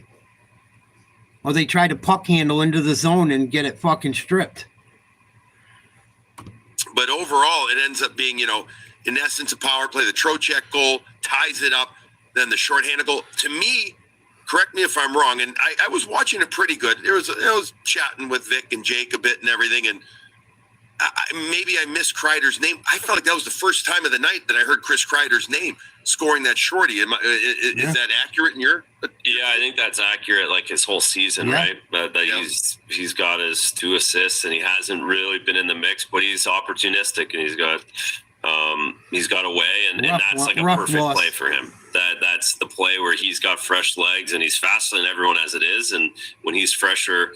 But there's not enough awareness from the Bruins there too. They were in between the shifts, and Matty's got to get above there, knowing David and Brad are staying to try and change the game. I hate going back to it, but that's 37's career there. He's 6 feet up the ice more on that play because he knows, right? Yeah, but especially at the end of his career, that's where he was that safety valve. Because he would have closed that out. He would have known where Kreider was. He would have known where everybody was on the ice. He would have understood it. He would have seen it 5 seconds earlier, and he would have gained 20 feet of ice to be able to back up. And Matty will learn that if he stays in the NHL, where he had to, once Geeky loses that puck, he's got to go. He can't kind of wait around, and he did kind of wait around, and that ends up in the back of your net. So Again, that's what's frustrating because they should have got a point out of that one. Yep. Yeah, and you bring up Matty Patra, 2 assists, 2 games in a row, the Ranger game and then the Minnesota game. And we're not going to really go hardcore through that mini game, but he was really good again. He was confident. He was strong on the stick, strong on the puck, making the smart plays, firm passes, but yet with a soft touch to him. Like that's obviously his biggest strength is holding the puck, creating space, as we've talked about ad nauseum on this show when he's been up, but also his vision, his placement. He puts pucks into spots for guys to do something with too. They're not hard passes to receive usually. That's another thing. But he had a pretty good first period. He had it, and they talked about it in the broadcast. In my notes as I was taking a couple and watching the game, I'm like, Patra again, good. I mean, first period he was better than a lot of other Bruins there. And it wasn't that he was bad as the game went on, but I do think he trailed off. I do, and you mentioned the play right there. So that's part of being a youngster. The good news is it feels like, at least in my eyes, that he's established himself. He really has. He's reestablished himself to where you're going to have the downturn. It's just the way it's going to be. But when you even talk to him, look at him physically, the old eye-to-eye type of thing to Razor, it just seems like a more mature player. And that's what a couple of months down in the American League seems to be able to do for him. Yeah, it was nice to see him bounce out because it was becoming a struggle, and then he gets a good couple of games and gets confidence from that. And that's really what buoys you, right, as a young player is you're going to go underwater. It's if you can get that confidence back sooner than later, you stay above the water a little bit longer the next time. And again, everybody trailed off a little, tonight. It's a back-to-back. That's the, long night last night and the whole thing. That's the expectation of the back-to-backs. Yeah. And you kind of need everything to go your way. So it really good for him. One more real good effort at home Saturday, kind of similar, where he gets a little reset. I'm curious if they have him go play games down in the minors, if they keep him and let him have his 8 days. It seems like a long time for him. That probably doesn't need to have the 9 days off. I don't know exactly what the rules are, but the rules are this. I will tell you, it's a great. I want to lead it here. Let me tell you this. The rules are this. I checked in with another buddy of mine, executive with another team. Teams at the end of the night of their last game. So for the Bruins, it's Saturday. Yeah, that's when you have to make movement moves. That by that time. So I don't know if there's a 10 o'clock or midnight or whatever. I'm told by the end of the day, that's when you have to make those decisions. So if you're going to send a player down, that's when they have to do it by. Okay.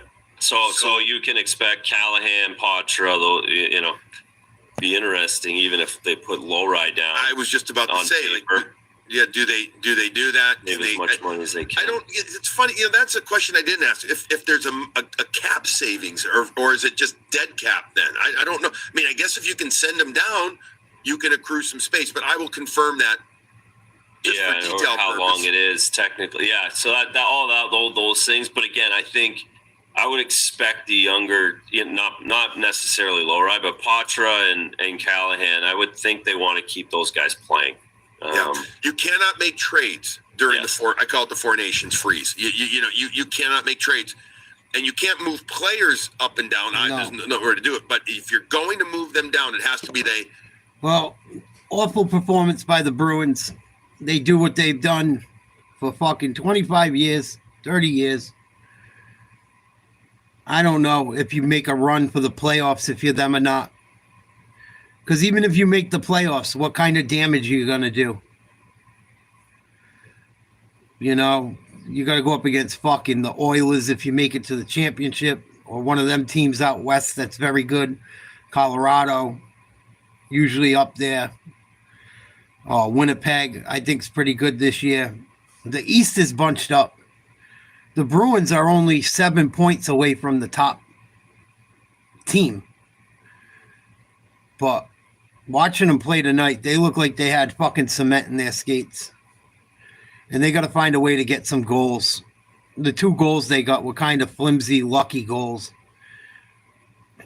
It wasn't like because they, really did good things. But tough L, especially to lose on a fucking shorthanded goal.